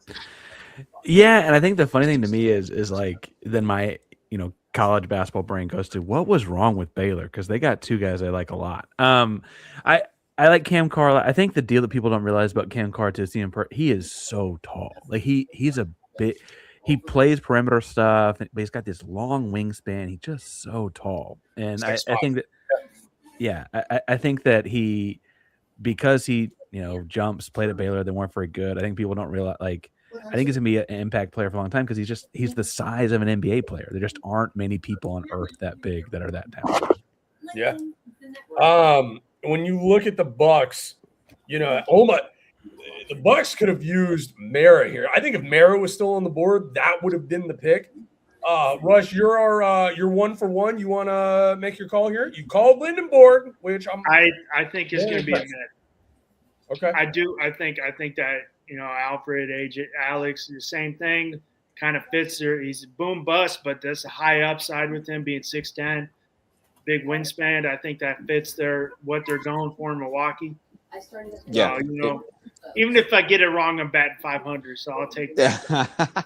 And they just acquired Khalil Ware, so this is aligning with their age. This right here is a 3-year build. Yeah. So you have to take the upside. I would not be surprised if you go Cam Carr, because I love him so much, but they win barriers. So that to me. But Carr will not go below 15. I think Chicago is his major drop. That's it. Do y'all think Burries is a point? No. Combo guard. Because I kind of feel the same way about a lot of their guards right now. It's like they could all do it in a pinch. Yeah. But I wonder if they. I don't know. I could see Casper's barriers and Carr. That would be a nice, because Hawkins could be coming off your bench for you. Hawkins might start for them this year, but I'm saying eventually, and when they're good, when they're good, they could have a nice three kind of like backcourt rotation there, where they could be productive, man. And you got Khalil Ware, you got other people that fill in the roster. So can we not get Oscar Robertson a better seat? Why is he in the one of the greatest basketball players of all time? away from the stage. Oh, what? That's terrible. That is terrible disrespect. And they just made the pick too. Okay, Alfred, do not. You're over 3 on. He just keeps on doing it, man. He just keeps on doing this, man. Oh, here we go. Okay, now Russ is ruining picks. Great. Pick orders. You're not getting the blame. Alfred already took that. There you out. go. Made a man. And made a man off the board to the Milwaukee Bucks. Yep. Just made And by too much sense, the man. way, I know the reason why they do this, but am I the only one that finds it weird that they don't have it to where the team that makes the trade announces the pick? Yeah. And they have to have the does. trade. That's because there's this, technically like it could fall through, right? Yes, like correct. it won't, but and it's not like the NFL in regards to the trade is immediate. This could turn into like a 4 or 5 team trade, so they have no idea where this could end up. So you have to do the whole presentation in the Miami Heat organization. To me, now the funniest part, us in Miami, we're having a draft party here in the arena. Like that didn't change. So it's kind of like a de facto welcome to Miami, Giannis, but we can't talk about it. Giannis can't mention anything. We can't introduce anybody. The Rockets did the same thing last year with Kevin Durant. Kevin Durant, that's true. Well, the Rockets this year are having a draft party. And I'm sitting here, Parker and Alfred, I'm like, okay, why? It's like we don't pick till tomorrow. Just making money. it's 100. It's selling concessions, having a good time, making you think they might. I think the real reason why they did it because they want to sell the new team gear. Yes. They have it there, so they really want to do that. I mean, I want to ask about the new team gear, and I know, Mike, we talked about it before the draft. Yeah. I love the concept of it. I'm not a big fan of the lines. I kind of like the old look. If they would have gone to like a modernized old look. So how do you guys feel about it? I want a consensus. It's awful. Like the pinstripes? The pinstripe. I love it. To be honest, you like the pinstripes? The new jerseys. Yeah, the pinstripes. The thing is with the pinstripes, if you see the jerseys up close, they're not like you. It's not visible like pinstripes. You have to really come close. Okay, to it. I got you. You have to really really to it to see it. It's not something you just notice off the bat or something like that. But gotcha. I love them. I like the red and yellow a lot. I wish they'd gone to the Dunkster knot, like just straight That's a all permanent, over there. thing. Yeah, I like that logo a lot. I'm an old school. Give me the Charles Barkley jersey there. The pajamas, baby. Pinstripes, blue with the Rockets. Give me a little Chuckster feel. I love it. Excuse me, Russ. That is the Kelvin Cato era of Rockets basketball. It has nothing to do with Charles Barkley. Put some respect on my boy Kelvin Cato. That really is to me, though. That's when Steve Francis in the dunk contest. What I remember that, like that. Coutinho Mobley. God, what a name! Do y'all have just real quick going around the horn a pick so far that y'all think is not going to work out for that team? Like, I think we've given a lot of love, but give me a pick so far that you look at and you're like, I could see that not working out. Wow. The one that comes to mind to me so far, and it's not him as a player, it's just the team that picked him. It's Sacramento and Darius Acuff. Yep. Because they're proving time over time, like they haven't developed, like their own guys. Like that's the thing. That's the in my opinion, is Acuff. In my opinion. Yeah. Russ, how about you? I don't. I'm not gonna go off. I thought that was Alfred a solid pick, but I'm not gonna piggyback on that. So I don't really have one for you, Mike. Okay. I'm gonna say I think Alfred stole my. I think Acuff's very heliocentric way he plays. I'll put that nicely. With a culture in Sacramento that is not so great. I think he could be really, really great somewhere else afterwards. We saw that with both Fox and Halliburton. I guess they both got to the finals as soon as they left. I wouldn't bet that Sacramento's any good because of that. Okay. I will go Acuff because of the situation, but in reality, I know they drafted him for need, but I want to see how Mara transitions into an official NBA roster against real NBA centers and all that. So that's my one thing. And I'm not saying he's going to be a flop or anything, but I think he's going to have a tough time transitioning. And also with a culture, it's a win now culture for them. But he is transitioning from a Michigan team that just won a national title. But I still find some difficulties in his transition. Yeah, I think I'm going to go Morris Johnson. I hate that fit in Dallas. If they do move off of it does make more sense. But as of right now, I hate that pick. And it was his head coach. It was his head coach, Mike. Like there has to be something there. Like when your head coach is making the decision there, or kind of partial decision, there has to be some inside info there where he's like, "Look, this is my top prospect from that team." Well, it is University of Michigan, and they've been known to do everything above board and never do anything behind the scenes. I do think I've totally forgot this that Bobby Portis was a part of the Giannis deal. I love getting Bobby Portis. Bobby Portis is a dude that if there was a scrum, I want Bobby Portis on my side. Oh, for sure. Your thoughts on the Giannis deal, Parker, as we move to Charlotte at 14? I mean, I frankly, in some ways, like that it happened for Miami and not Boston. I think the big question with that is Russ got him. Yeah, that was a side jab, Russ. Oh, I didn't realize that was a Boston guy. My bad. Oh man, it's all good. I got my Tatum on. I think the dominoes that come afterwards are really interesting. I thought, Miami's been after him for a while, right? So like the idea of him and Heat culture has always kind of been there and all that. I'm interested kind of where the rest of the dominoes go. Like what else happens to the East with Boston and Jaylen Brown? Who do they put around Giannis and Bam? In like a vacuum, I like Giannis and Bam a lot though. Like I'd be lying if I was like not. It's like it's the first trade has been made. I want to say. We got a trade here? Oh, unless he's announcing that Giannis trade like at the draft. Oh, Shams, you already did that yesterday, guy. Charlotte. We haven't talked to any Charlotte tonight. Thank God. Sorry for all of our Charlotte fans out there. Yeah, they announcing Giannis. Never mind. Okay. Shams looks good. Props to Shams. I do miss Adrian Wojnarowski though. Big Can't beat that. Oh look, Megamind back at the desk. Oh, makes sense. Okay. Makes sense for them. They went with Steinbach. Oh yeah, and I had Charlotte picking them too in my mock draft, so that do make sense with them because they need rebounding bad in the front court. So it makes sense, and he's probably the best rebounder in this draft actually too. 6'10", 248 pounds. I've got my pro comp here as David Lee. Don't hate that. Yeah, I like that.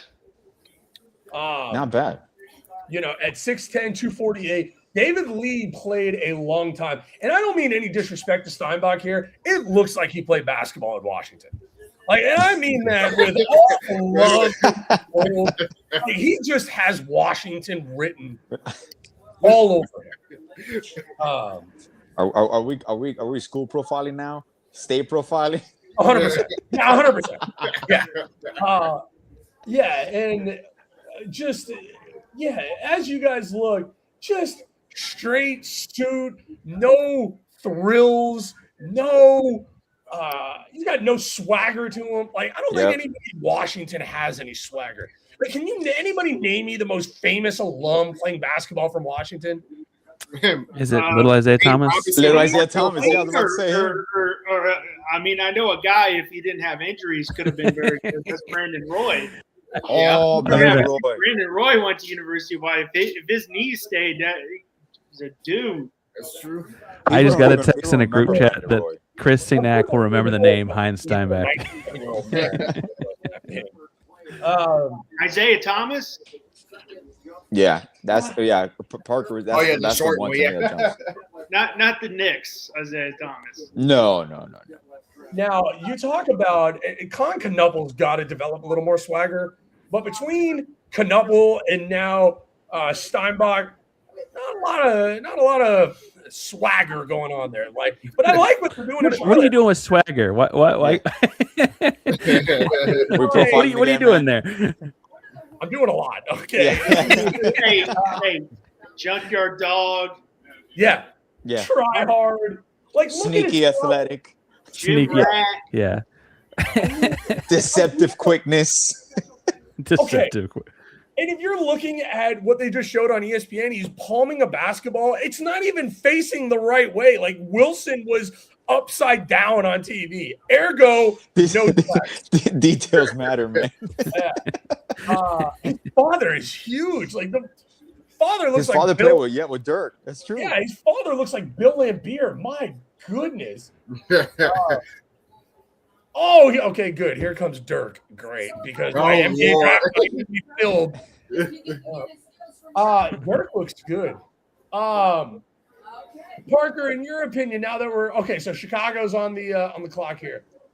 Give me your Mount Rushmore of big men who played for professional basketball teams in the state of Texas. You get 4. Oh, whoa. Order. I mean, I have Hakeem's jersey behind me, so I've got a Hakeem the Dream. I don't think I'm being that. I don't think I'm being that biased and putting that one in there, right? Okay. Yeah. Obviously, Timmy Duncan. Okay. How close do we get to Dirk? I don't think a Dirk. Does Dirk make mine? So because you got David Robinson, Robinson. Okay. And then are you not a Moses? Hansen? No Moses Malone guy. Okay. Ooh. Right. Okay. Okay. We hadn't mentioned the big Frenchman yet. Come on, stop. No, but like Yao, a little bit of Yao, or no? A little bit of Yao. A little bit of Yao. Okay. A little bit of Yao, but like 10 years from now, are we gonna mention? He's not there yet. But like 10 years now, we're gonna put Vic on there. I don't know. Not now. Not now. Not yet. Now, admittedly, I may be intentionally not putting Dirk on there. I see. Yeah. But I do think that like you got 2 Spurs, they've got 5 titles between them, right? And Tim and Dave Robinson. Hakeem obviously is my first guy, and then there's 3. It's do you put the Dirk 1 title over what Yao or Moses did? Moses didn't get his title at Houston or with the Rockets, right? So I like it. That I'm not against it. Yao's not my top 100 players in the state of Texas, but that's another conversation. you're not a Yao guy. I remember that now. I had forgotten that actually. We hadn't done a pod together in a long time. You gotta put Dirk up there, though. You have to. Were you a Dwight Howard guy, Mike, or no? When he was there, I loved the pickup. I remember where I was when they signed Dwight. Me too. The problem is the Rockets never gave Harden a fellow superstar also in his prime. Correct. Dwight's best years were in Orlando. Chris Paul's best years were in LA and New Orleans. Dwight was a good Rocket, really good, but he wasn't great. I don't feel like. Forget the big man part. You remember where we were when the Harden trade was announced? No. I'm not sure if you remember. Remember when UH was playing North Texas at Robertson, and we were talking about Harden possibly going to the Rockets? That's right. I did. God. What a franchise altering. And then later on that night after the game, it was announced he went to the Rockets. That was crazy. And then 2 days later, he drops a 40-piece on Detroit. That was weird though, because it was like in October. I remember. Yeah. And the trade package, because you got him for Kevin Martin, Jeremy Lamb. Oh my God! Yeah. When you look back at that, I'm like, why did OKC cost cutting move, man? Jesus! Just because I'm reporting on what's going on in the chat, Yao's did make some good sesame chicken at his family's restaurant. That's probably my favorite thing about Yao Ming is the restaurant. Yao's was good. Some good food. It was. Oh yeah, it definitely was. I mean, that's why I draft my NBA players is I want their restaurants to be Steph exciting. Curry's wife's barbecue place made it about 4 months here in Houston, and then that shut down. Yeah, but she knew that was a bad idea. Like this was not she knew better. Can we get it? Chicago? Where did Chicago go their first pick? Somebody remind me. I think in my mock I had them taking Cameron Carr. I think. Is this their first pick? Sorry, I thought they made another pick. No, you talking about Chicago? Oh no, Chicago took Caleb Wilson. Wilson, yeah. Oh yeah, with the first pick, they picking again at 15. So, so their pick is about to come up. I'm going Russ Carr, is man. 2 for 2. Yeah. Give me a name here, Russ. I'm going Alan Graves from Santa Clara. Ooh. Now that would be a major reach right there. It would be a major if he pulls off Alan Graves from Santa Clara. Bro, I'm getting off. I'm We're just getting good. off. We'll see you tomorrow night. We're just going to report the picks. Yeah. FTSN Why am I here? Just tweet out the picks. If Like, he you pulls literally off would Alan Graves from You literally would take a guy that came off the bench, like he only started 3 games from a mid-major, and you're taking a guy he literally came off the bench for a mid-major team, and it's like you're taking him at the top 15. Okay, let's hear it. Let's hear it. Wow. NBA draft, the Chicago Bulls select Jalen Swain. University of Texas. The Texas guy? Wow. Damn. Wow. Man, if OKC ends up with Carr, I'm gonna be so pissed, man. I'm gonna be so fucking pissed. Memphis better pick Carr, bro. Dalen Swain. Swain. My apologies. 6'7", 211. I got my pro comp here. Jeremy Grant. Solid. Listen. Dalen Swain's a nice little pick here. I like the fit too. That's a nasty little fit he's got going on. The maroon? Yeah. A Longhorn wore maroon? That's a first. And not like kind of wore. Like he went all of the maroon. This will be a fun little trivia question. What's the last University of Texas basketball player that was picked in the first round? That was picked in the first round? First round. Ooh, hold on, don't tell me. Last Texas basketball it can be Aldridge or Durant. Player that took the round 1. Was it Aldridge would have been before Durant. Aldridge. No. Let's see. That's a long time. I was gonna say Avery Bradley at first. Durant was 08, excuse me. Last Texas basketball player. I was gonna say Avery Bradley, round. but it gotta be somebody after that. Avery Bradley was what? Oh wait, no, that's easy. You said round 1? Yeah. Yeah, Trey Johnson last year. Yeah. Oh, that's true. They had a lottery pick recently. I did hear some boards going on there. I did hear some boards. He was just confirming. He was just confirming his thoughts. I had to think for a second. I was like, wait a minute. Yeah, that was last year. Y'all like this move here with Swain? I think it's a little bit of a reach. I had him at 25 on my big board. Yeah, I believe it's a reach as well. I had like several like guards that was like rated higher than him. My comparison, you said your comparison was who, Mike? I think he screams Jeremy Grant to me. Jeremy Grant body. Think Trevor Ariza. I think he's got some of that game to him. I don't know if his 3-point shot is as good. He's got to get a better feel for the game. But I think with the second pick from Chicago, they already picked Caleb Wilson. I like the idea of going backcourt and front court here. Oh, yeah. I like that. Like I said, with him, when I saw him, mostly when I saw him, him playing for Texas, I had Herb Jones comparisons. So I had him later on. My big board, I had him, I think it was like 23 or 24-ish, around that range.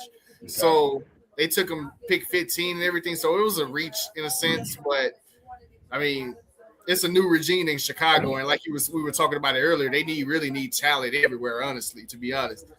Chicago. Parker, do you think, I mean, he's a junior, so he had one more year. Do you not think a guy like a Swain could have gone back for another year, taken advantage of the money out of Texas, made some good money, improved his game, come back next year and be a fringe lottery guy? Well, especially so the big example there's going to be Len Yaxel, right? Like he obviously did the best of anyone. Yep. I think the interesting thing about Swain and next year's draft would have been, look, you can see it in the kids people are recruiting. Next year's draft looks weaker, so I think that like that lottery would have been a little thinner. It's hard to tell a kid not to follow a dream, go to the NBA when they got a chance, and he did just get picked 15th, so it's pretty good. But I wouldn't have had him 15th though, so he had better advice than I would have. I'd have had him in the 20s, like y'all are saying myself. Yeah. And one thing, the player. Oh, sorry, comps, I don't hate the player comps. I think I'm kind of right there. And again, like he will play. I don't mean to denigrate the NBA. I think it's easier to score in the NBA because of the spacing, and so guys like him will do better with that. Good point. This could be Memphis on the clock here. Could this be the spot where the first player out of Mexico ever, Kareem Lopez, goes? That was a cool story. As soon as he gets drafted, first player out of Mexico, immediately, becomes a national figure there. They start off 2-0 in the World Cup. They have their first player taken in the NBA draft. Great time for Mexico. You've got him still on the board. You've got LeBaron Phelan out of Alabama, the freshman point guard, still on the board. I like him a lot. Oh, yeah. Yeah. You've got guys like, a Bennett Sturts out of Iowa. Our guy Cameron Carr. You got Christian Anderson out of Texas Tech. Chris Senack. This draft, I think, can produce a plethora of just good, solid, rotational guys, plug and play. Is that an accurate statement to y'all that we may not get a bunch of superstars out of this draft, but just good, solid rotational pieces? 100%, man. Out of the top five, I would say even top four. I mean, we can even go top 7. After that, you got parity throughout the first round, where it just comes to preference, the time frame that the organizations are in right now. Some of them are win now mode, some are developing players. So you have this might be the most complete draft talent wise since the 03. And I would say even because 03-96, they were very well vested in the top 15, and there was great players drafted, but this one legit has parity throughout from all the top 30 picks. And I'm surprised there might be some moves because some players are dropping here and there. So you might start seeing some moves in the 20s, depending on what players start dropping from here on out. And I was just about to ask that question. I was going to ask you all, are you all surprised there hasn't been a trade yet? Yeah. I think it's testament to this draft, how talented player, this draft is and everything. What we got? Let's see.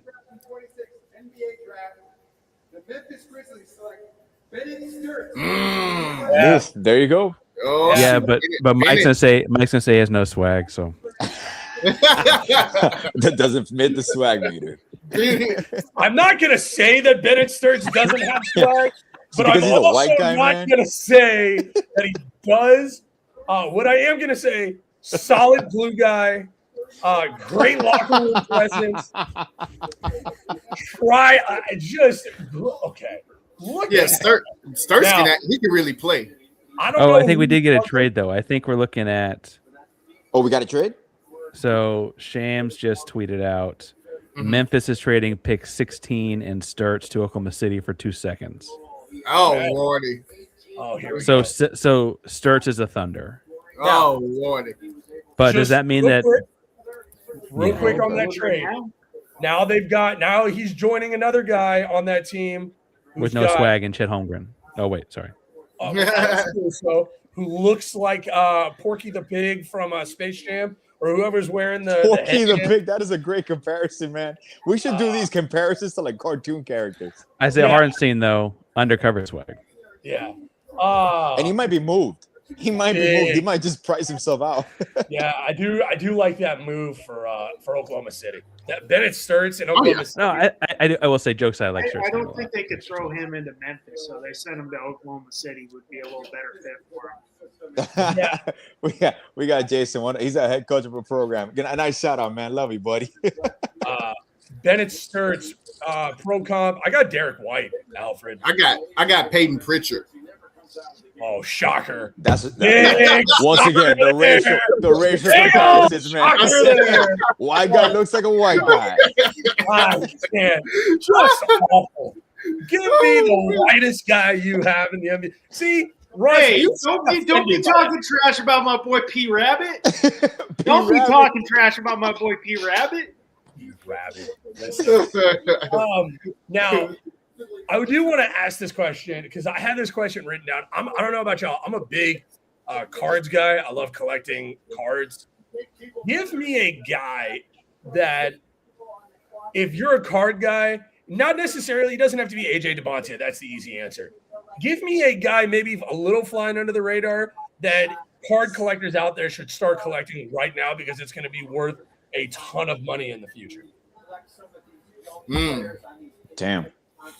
Oh, shoot. Okay, so we got to think like kind of an underdog, not really appreciated. I'm going to start it off. Caleb Wilson.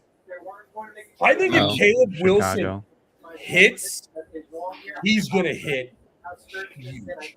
He might be the most talented player in this draft, man. That's what I'm saying. Is like I don't think a lot of people, like everyone's going to go after Devontae. Everybody's going to go after Cam Boozer, like Darren Peterson. But like that Caleb Wilson to me, and then he's in a major market now too.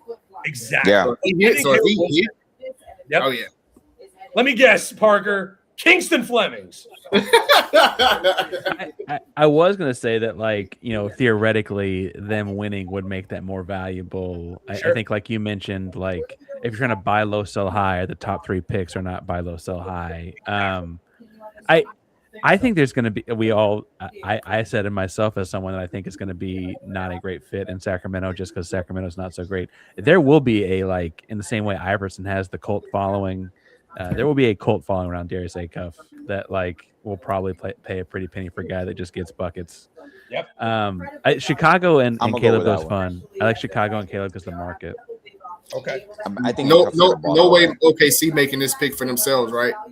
No, this part of the trade. No, they just got started. Yeah, they just pulled it up. Yeah, they just pulled it up just now. Yeah. So my guess of Kareem Lopez still up there. Jason Curry, I hate him in Sacramento. Well, okay. Hey, I'm here for it. I love outraged fans. They're so fun. Like, hey, we just took this guy and he's never played a game in the NBA. Oh, he's gonna suck. He's gonna be awful. Oh no. This right. I'm telling you, I coach him. That's Jason. That's our head coach in the program. Well, he hates it that he went to Sacramento because of what we were talking about. A bad organization. He's too talented to go. Exactly. Can't develop guards. It's true. No, hey, notice how many guards Sacramento has drafted, and they somehow, some way, either lose them, move them, and I know it's been different front offices, but it's just unfortunately part of the culture there. Yeah. Russ, you have a guy, an underrated guy, or are you going Acuff as well? Or not underrated, but a guy in the card community that we should keep an eye on. Card community. Oh man, you threw me off. I was daydreaming. I'm gonna go cards. Cameron Carr. Cards. With this, oh Lord. Let's go Mikael Brown Jr. Ooh, not bad. I'm trying to go a little under the radar. You're trying to buy low, sell high. I'm a big fan there. What about CNEC from Houston whenever he gets drafted? I think he's going to surprise a lot of people, man. It's with Sinek. It depends on what team he goes to. It depends on what team he goes to. Yep. To me, like a team I don't want him to go to. Like as far as I would hate it, but it would be a good situation is San Antonio. Oh, that would be perfect for him. Like I would hate him for him to go to San Antonio. But they'd be the Twin Towers thing all over again. Yeah, exactly. Could he drop that low?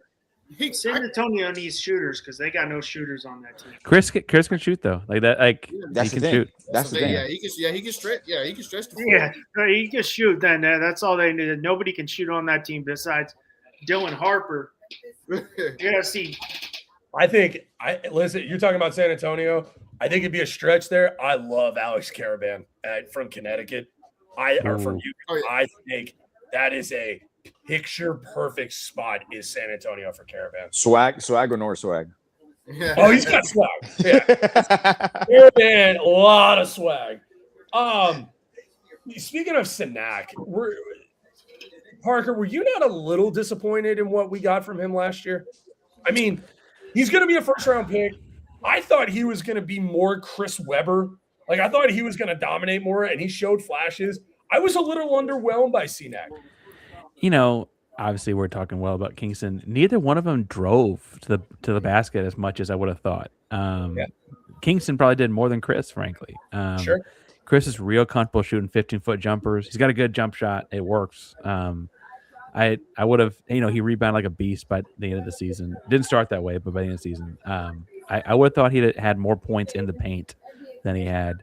And frankly, I think there was some, real talk about him getting an NIL deal to come back and all that. And the truth is, if he goes 25th overall, he's making more money in the NBA than when made an NIL. So. The Oklahoma City Thunder select Ebuka Okori. The Stanford kid. Ooh, yeah, they picked the Stanford. This was going to Memphis. Stanford kid. Yeah, that's going to Memphis. Oh, interesting. So it's clear. It's clear. Memphis wasn't a fan of Christian Anderson at point guard or Sturts because They pick Okori. They got Clayton. Oh, I didn't even put together Christian Anderson on the board. Philly Oh, on wow. Jr. Man, Memphis has a nice team.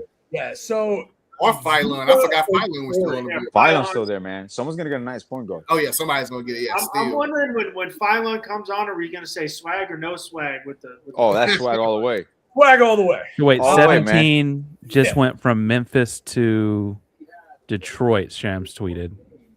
So Detroit got in on it. So Detroit just got whoever this Stanford kid. Oh, they got Okori. Okay. Oh, okay. So Memphis keeps moving back. Okay. They probably moved back to 21. So who did 21. Okori end Yeah, up because with? Detroit had 21. Okori ends up in Detroit. Sturts Okay. ends up in Oklahoma City. Okay. And 21 is now Memphis. Per Memphis. Shams Okay. tweeted. Perfect. Okay. Perfect. All right. Kareem Lopez to Memphis, still in play. That's the most important thing. I wonder what Toronto does here. Toronto's always genuinely. They could, man. I don't know why Carr. Someone's gonna grab Carr. Like there's just too much upside with Carr, man. So, Oh yeah. so Yeah, that's the reason why I had him as a lottery talent. I don't know why. Who do we got?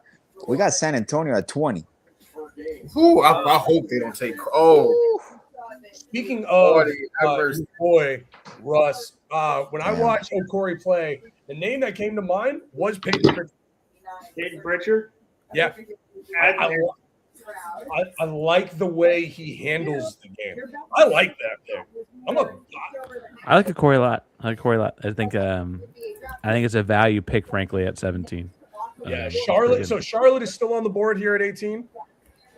I can see them taking Cam Carr because they took Steinbach with their first pick. I can see them taking Cam Carr here. That's a quality. Add more shooting to what they already have. Oh yeah, And add more swag to that roster. Mike, just for you. So we got Jay Billis's best available. Phylon from Alabama, Cam Carr, Kareem Lopez, Chris Senac Jr., and Christian Anderson. 3 of those 5 represent the Big 12. Big 12's having a good night, by the way. I don't know how many. Big 12's having a good night. Still got about 2 or 3 more people to be drafted round 1. Oh yeah. Yeah. And I've seen, I want to get y'all's take on a guy that, this is just a name, Koa Pete from Arizona. Why did he say him? He's a dude. That's the guy I'm praying. I told Alex before, I'm like, please, Koa Pete fall to 27. Fall to 27. So He needs to fix his shooting. He needs to I'm fix gonna be a Boston guy? I'm gonna be 100% honest. If we being real, like I think Pete should have went back another year. Yeah. No, for I- sure. He needs development. One thing I like about I think his agent kind of set him up a little bit because his agent doesn't have a good track record of like having like telling his clients like good decision. So Sure. I think Pete definitely should have like went back to Arizona. You One had thing a strong reaction, Parker. Why? So I think Russ and Boston fans actually is a cool fit. I think Cole Pete, like we said about a lot of these guys who get the second half of the first round, is going to be really good at 22, 23. I think the difference for him long term is I think big picture he'd have made more money going back to school and being a top 10 pick next year. The second contract would have been worth more, et cetera, right? But I think the deal is he's going to be the same player at 22 no matter when he gets drafted at the age 22, I say. And Boston could kind of get away with not playing him a whole lot until then, right? They could kind of like ease him into it. That'd be a really cool fit, frankly, him and Tatum, because I don't think you keep Brown sorry, but I think that him and Tatum together could be kind of fun. Frankly, I like Cole Pete a lot. I was a big fan. I think he was reading the tea leaves early as agent because he was up there top 12 early and has fell. So I think probably reading the tea leaves and just went with it. Yeah. I would have loved him to come back too because I mean. Another guy that I want to get y'all's opinion on, and I think it's early for this guy, and he plays absolutely no offense. Terrace Reed Jr. from UConn. One of my favorite guys in this draft because he knows exactly what he is. He's Charles Oakley 2.0. He fits a role. It's a role, and I think that's what and correct me if I'm wrong, but I think that's what you're looking for in the 20s. Like, I think you could get lucky and get a star in the 20s, but more likely than not, you're drafting for a specific need, right?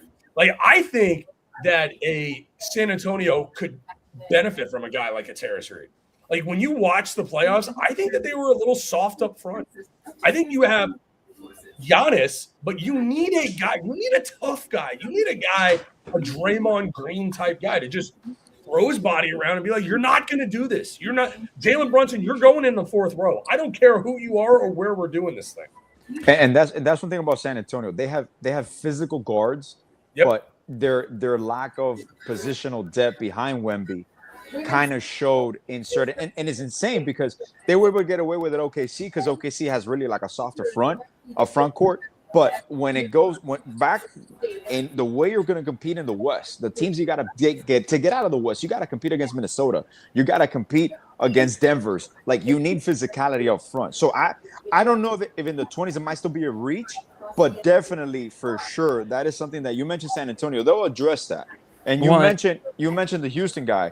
Sinak. That might be what people might think is a little bit of a reach, but definitely that might be a situation where San Antonio kind of go plucks him. Because even Phylon might go to Toronto because there's a big drop after that because everybody else has point guards. With San Antonio, I think the other thing is like Victor kind of took on being the tough guy a couple times when he went like cross the line a little bit tough guy. Yeah. And you need someone else to do it because you can't have Vic getting a suspension. Nope. Right? Like they need a goon almost like a hockey. Yeah. Just me. Can I give the 7'4" big man to actually have a back to the basket game? Not I catch the ball with the elbow and I drive into I'm like a 7'4" guy, he wants to be a freaking guard.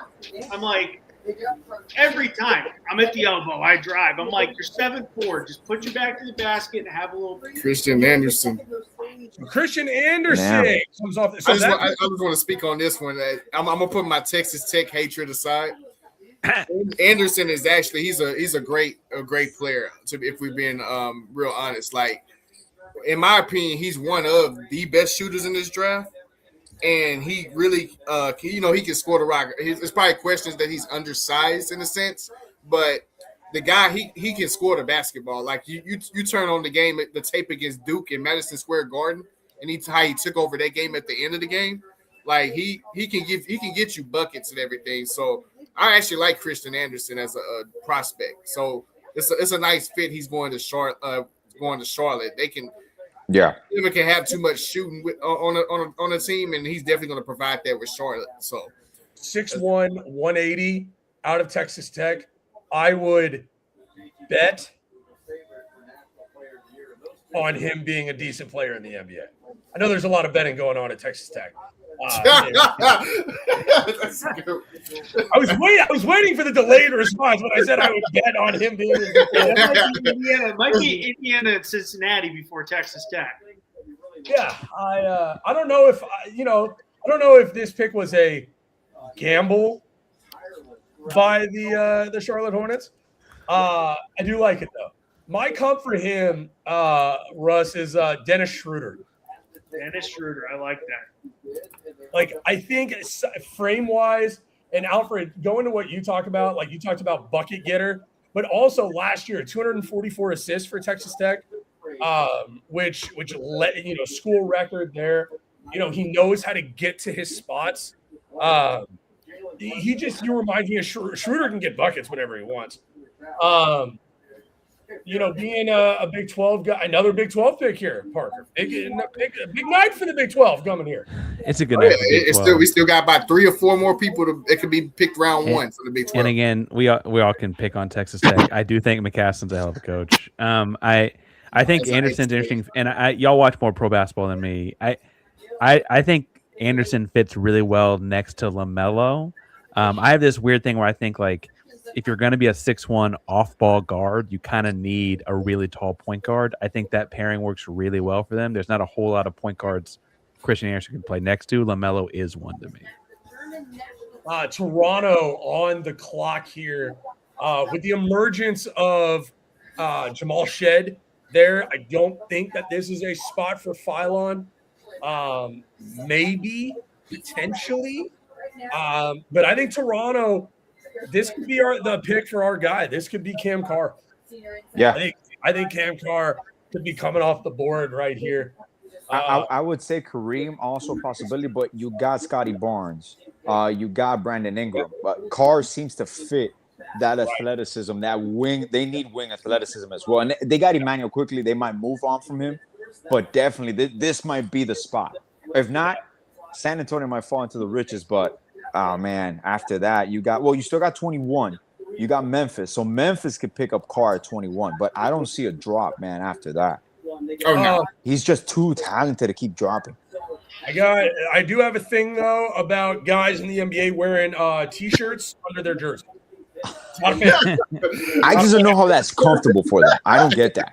Like even if it's like a dry fit type of situation, I just don't trust it.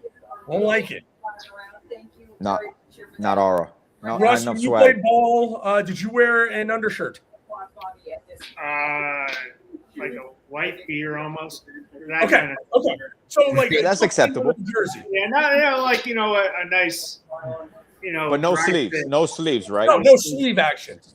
You can't be a basketball player and wear sleeves, man. I mean, some players do it, but I don't know how you do it.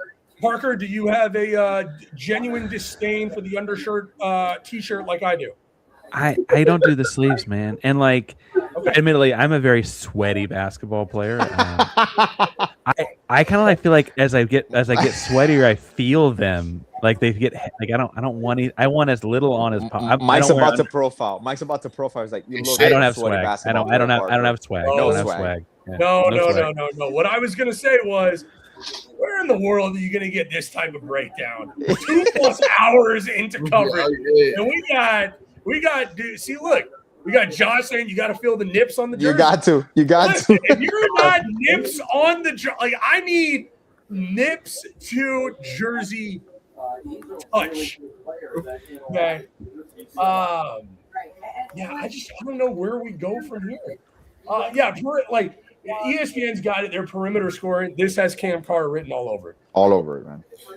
They making it seem like it's going to be Phylon, like how they doing on this broadcast. Yeah.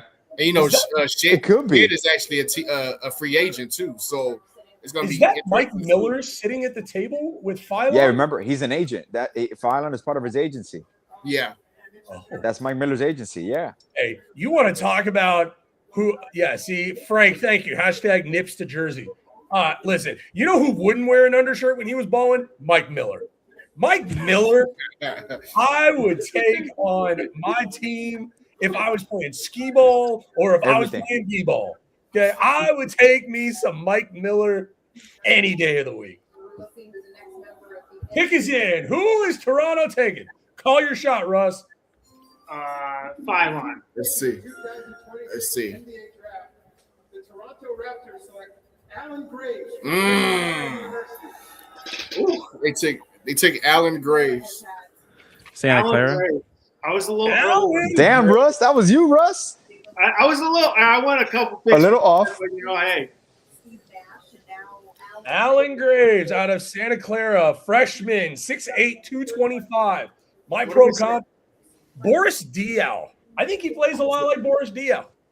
Dude, and I think you hit the weight comparison and the height comparison exactly when Boris Diaw came out. Not when he retired, when he came out. Yep. I mean, watching him play, is this a second Coming to America haircut that we got going on here? Fantastic. I mean, just a special movie. 2024 Louisiana Gatorade Player of the Year. Yeah, I mean, I like this pick. This is a nice little pick by Toronto. A good floor spacer, good rebounder. He was a freshman of the year in the West Coast Conference. Underrated basketball conference. Yes, that's true. Yeah. San Antonio, is it just me? Just fell into a bag of riches here at 20. Oh. If they get Chris Knack, I'm so pissed. You're going to make me root for San Antonio for – come on, man. You can't do that to me. I will never. Bro, San Antonio here could go Carr, Kareem Lopez. You could have – that's why it's insane that some of these teams would target these players and possibly move up for them. And they're just falling. They're just playing the draft. They're playing the board, and it's just falling to them, man. Yeah. Megamind just hit Alan Graves with, I don't know who you are, but congrats and welcome to the league, kid. I do want everyone's quick take on. I want to touch on what Parker just said. That if CNAC goes to San Antonio, you're going to have to root for him. Oh, says who? Nobody. He's the enemy. Thanks for Says getting. who? Thanks for getting agent this week. I love people who are like, "Oh, you live in Texas, you have to root for the Spurs in the NBA." Nah, Finals. we can't do What that. the hell I do? No, never, ever. Yeah. It's the same. It's the same thing with college too. I can't root for any other Texas school. Hey, and But part you do. obviously we're Miami boys over here, but and we have some rivalries with Boston, with New York. But you guys in state, out of both teams, who do you hate the most? Is it San Antonio Dallas. or Dallas? Dallas. Dallas. I'll tell you why. At least with the Spurs, they were likable when they had Coach Popovich. Got you. At the least. And they had Duncan and things like that, so they was playing the right way. It's like with Dallas, man. It's like growing up with the Mark Cuban factor. Like, I got you. Being a douchebag, like it's like Too much swag. Too much. yeah. So it's like it's Dallas if I had to choose them two. Got you. I've always had a respect for San Antonio. Right. I root against them. Right. I can understand. Dallas has not always had that. Let's just say that. Yeah, and it pained me to see when Dallas played Miami in the finals. We were like sophomores in college. Oh, okay. And we seen like Rockets fans wanting Dallas to beat the Miami Heat in the finals. I'm like, for what? Like really? Like, I don't know if y'all just got a glimpse of the San Antonio War Room. A lot of good hair in that room. A lot of well-maintained bald heads. But we've got some solid. Russ, I've seen you take your hat off a couple of times. You got some nice locks over there. Oh, What's the secret? What are you doing? Yeah, take it. Yeah, wait, no, take it off. Let's see it. I mean, I do have a. Look at that. That's a flow. Yeah. Okay. I mean, it's not AJ, this. But AJ's got a good hairline though. Thank you, man. Yeah, my hairline's not all that great, but AJ's got the hairline. Yeah, AJ's got that Latin hairline for sure. Are we profiling again, guys? We profiling? Hairline swag? I don't know if you need to use the term Latin hairline the rest of the show. I mean, this is disgusting. San Antonio's about to get just one hell. Oh, Lordy. It was bad enough that they had got Dylan Harper. They didn't even need him. And they ended up getting it. Yeah, he's the best player on the team. Now, can you imagine if Carr goes to Philadelphia when you got Edgecombe, Maxey, Carr. Oof. Hey, I mean, man. But like San Antonio needs is it toughness up front? I mean, y'all have, and they're young, they're all under contract. Like, I think you just go best player available here, which you still can't. You're still young. Yeah. Their lack of experience cost them. And Jason, that he was on there. We go back and forth, and his point was when we were talking is like if they sign CP3, they win the championship. And they had Barnes on their bench. Barnes could have played in certain late game situations, but you definitely need toughness. You got great guards. You got guards galore. So you got to make some decision wise, but you definitely need toughness. You need more shooting. So it could be a combination of both there. Cameron Carr looks like Cameron Carr's on the screen right now. He looks like they're making a Disney villain. Like he got the right level of frustration. He's watching all these other guys get drafted. We are making a Disney villain again. Carr can take the league by storm, man. Like that, he has that talent. And I'm super high on Carr too. That's the crazy part. I had him ranked number 14 on my big board because of the athleticism and everything. So the fact that he's still there at 20 is crazy to me. I just want it on record that my number 20 player is Cam Carr. So if he goes right here, if he goes there, perfect. Yeah, that's the perfect. Yeah. Two quick things. The Cam Carr situation screams Ruben Bain from the U when he got drafted by Tampa, and just the look on his face like I'm gonna go kill somebody. But also, is that who they just took? Nah, they showing him on the screen. Okay, shut up. God, Alfred, 4 times tonight that I've gotten psyched out by you. I can't get Russ's, just flow that he had going. Now I got that stuck in my head. I got a lot of hairline. Like, listen. Oh, see, that's a nice little. It's a nice little fit that Chris Cenac. Oh, he looks pissed too. I don't know why. Like he's firmly supposed to go between like 19 to 25. Like we're right in Cenac range now. Yeah. Also, is it just me or is Tim Legler just not aging ever? Like he's looked the same for the last 12 years. So is Richard Jefferson. Like Richard Jefferson looked the same since he left Arizona. That's fair. But I don't remember, pardon me, Richard Jefferson ever having hair. Is it just me? Never. Or he came out as a rookie just nothing. And little ears. I remember little ears. That was always funny to me when he was with the Little Mets. ears is crazy. Little ears, man. So there's a Lordy. chat. And they booing San Antonio. That's funny. Whoa. Jaden Quinn. Ooh. Damn. Oh, There's some muscle. I mean, that's There's some physicality. muscle, Yeah. yeah. Now I also had on my board Jaden Quinn. Now there's injury concerns here. I had him at number 13. This is Tristan Thompson 2.0, in my opinion. I like that. Tristan, You kind of attested it to it. 55 sophomore, win healthy, because health is a question for this guy. Yeah. He's a bad mother right here. And the crazy part is he's still young. Like he couldn't even come out the draft last year when he was a freshman at Arizona State.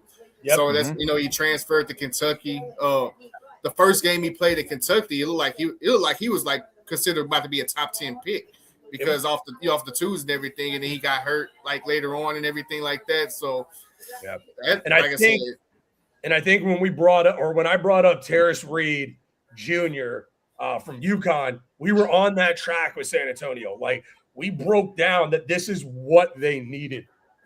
You like this pick, Russ? Yeah, I like that pick. I think physicality is probably something San Antonio needs. Yeah. And Anthony put in the chat, Yeah. how does it work with trading the draft rights to a player? So what teams will do is they will go to other teams and say, okay, we have 19, you have 24. We're going to trade 19 for 24, and you're going to give us 48 and a 1 next year. But that trade can't be consummated until the end of the draft. So teams will draft the team who went from 24 to 19, they'll stay in their spots. The current team will draft that player, and then it'll be a proposed trade until finalized after the draft. And also draft rights. Remember, they call it draft rights because until you sign your contract, it's not official. You just own their rights. There's some players that get drafted, they get shipped overseas, they haven't signed contracts. So you could even trade draft rights in years to come because until they sign that contract, it's not an official drafted player. Right. Signed player, sorry. We're seeing some trades here. Do y'all think the era of the major players, the Jaylen Browns in the world, like, because I remember when I was a kid, trades would go down in the middle of the draft. Like, all-stars would get traded. Oh, yeah. I feel like that era is over. Like, I really don't see that happening much anymore. Do y'all? I think the new lottery system next year is going to be telling, and it's going to decide whether, like, if we don't see any trades next year's draft, then yeah, I agree with that completely. Because, like you said, like back, like you said, when we was growing up, like it was like trades like crazy, like during the draft and everything, and now it's like we haven't even had a player trade tonight, like literally. That's like kind of. Do you think Twitter killed it? Like, if we'd heard about the Giannis trade tonight instead of last night, we wouldn't be saying that, right? Like the Twitter and like for sure, news, for like, sure. There's no more anticipation or the element of surprise of when, like, like you already know. Like even now, like everybody knows the trade happened, so it's like, due to a pending trade, Miami Heat will make a selection for da. Everybody knows about it, but we can't talk about it. It's like the little, no, you can't say anything. But everybody knows he got traded. Everybody's making, they're doing TikToks, they're doing a bunch of shit. So it's one of those things that is like, are we little kids? Like, why are we acting this way? Like, we know he's getting traded. Let's just say. No, I think that's a great point. I think, and the Giannis trade staying top of mind, at least for the next couple of days. I do think to some extent Milwaukee panicked a little bit. And I think that's crazy to say because of how long it went on. I think they got about as much as they could from Miami. I do wonder, Yes. Russ, if they prolonged it to, let's say, right before the draft, would Boston have blinked and offered them maybe one more piece that they could have used? I think they wanted Hugo or Shireman. Brad said no. Yeah. So that was his hard line. He was going to give you Brown and 2 picks and nobody else. And I got full faith in Brad Stevens that what he's done in the past to now that he wouldn't have blinked. I mean, you brought up the Derek White before. I mean, I got my Tatum on, but I'm sorry. Derek White is that team. If you don't have Derek White on the Celtics, they're not the same team. As great as Tatum is, it's Derek White changes that team and changes the game. No. So, I mean, I got full faith in Brad Stevens that he wouldn't have blinked on that. Now, I do think Brown's probably going to get shipped out sometime before the league year. I think Houston's obviously the Rockets on my mind just because of the Ime connection. But, you know, I don't. Gentlemen, I'm gonna do one. Oh, my bad. Something came up here. I gotta get off now. But I'm gonna be right back on with you guys tomorrow, right? Love y'all guys. Okay. Enjoy All the right. rest of the job, man. Hold up. Take care, bro. Yeah. All right. But now I'm gonna take one step further. I think the perfect time that Giannis should have been traded was last year during the offseason. Yeah, I think they would have definitely once they announced. I think it was the same day as the NBA draft lottery last year. Once they announced that Giannis was looking for trades and everything, I think that the Bucks should have started acting that time last year. Yeah, and they would have got something. They would have got a much way better haul, in my opinion. I don't think you're wrong. Parker, do you think?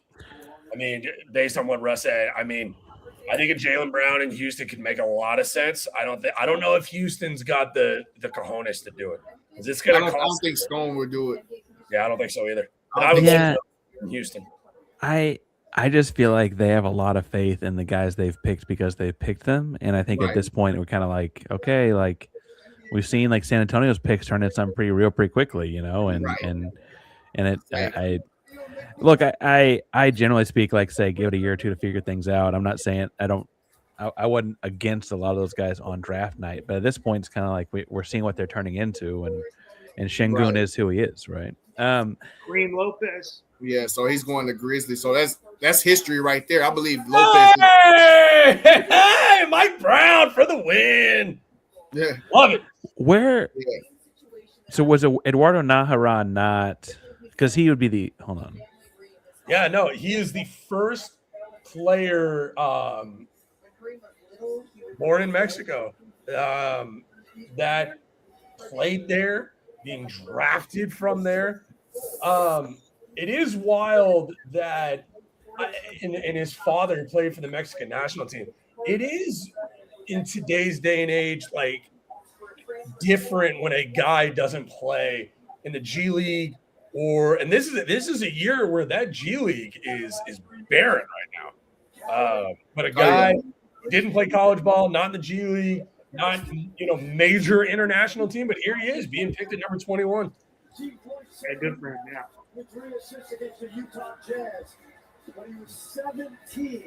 Interesting. Kareem Lopez, 6'8", 222 pounds. Last season, set the NBL Next Star single season point record, 358. I like Memphis there too. Actually, I was like, I hadn't really put pen to paper on it till it happened, like Mike did. But I like the fit there in Memphis as he's got a Detroit hat on. I like the fit on Memphis a lot. Actually, I think that's kind of a fun play. Because the thing about Memphis is they no matter where they select people, they actually develop their talent. They get the most out of they wherever they take a player, they get production out of them. So I wouldn't be shocked if Lopez ended up being productive in Memphis as well. Yeah, and I'm watching him play, and I wonder, he's got like a weird. I'm not gonna say he's LaMelo Ball, Alfred, but he's got that like real quick get off straight to the basket kind of flexibility in the air like LaMelo does. I don't know if that's a fair comparison, but he's got that quick get to the basket type of guy. Oh yeah, I mean my comparison with him was Denny Avia. That's what I thought. Mazel when tov. I first saw him. Oh yeah, and everything. Mazel. So if he ended up being the Portland version of Denny, then yeah, like that would be a very good selection by Memphis. And Frank brings up how crazy would it be if Cameron Carr goes to the Knicks? Oh Lord, that's an interesting. The Knicks are in a weird spot too. Hey Russ, how do y'all feel about the owner Dolan in New York? Hey, we just won a title. Oh, and by the way, we're definitely not going into the second apron. Like immediately just saying that they're not going to spend the money to bring their guys back. Oh, it's Alex Brown. Oh, hey, Alex. Thank you for showing up. I don't know why it's that's weird. But like, I hate that. If I'm a Knicks fan, like, oh, we just won the title, but we're now definitely going to lose Mitchell Robinson and Landry Shamet. It's a lot like what Dallas did, right? When they won in 2011, they got rid of everyone. Yep.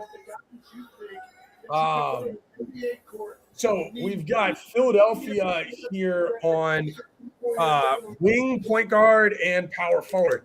This has Phylon written all over it, right? Put him in the same backcourt as Maxey and Edgecombe. I can definitely see that. I can see Card being the selection. They can take back-to-back Baylor players and everything. One of them like is working out, so why not take another one? I can see that. Like Sixers should be ecstatic that either of those two are still on the board. So if they pick one of them, either one of them, it'll be a good pick for them. And Atlanta, remind me, who did Atlanta take before? The Hawks, they took Flemings and they took they took Flemings, that's right. Yeah, they took Flemings. They took Flemings. I'm trying to figure out if it's actually going to happen. I can't figure out if it's going to happen or not. But if Flemings and Snack both ended up in Atlanta, I'd be freaking out a little bit. Man, how cool!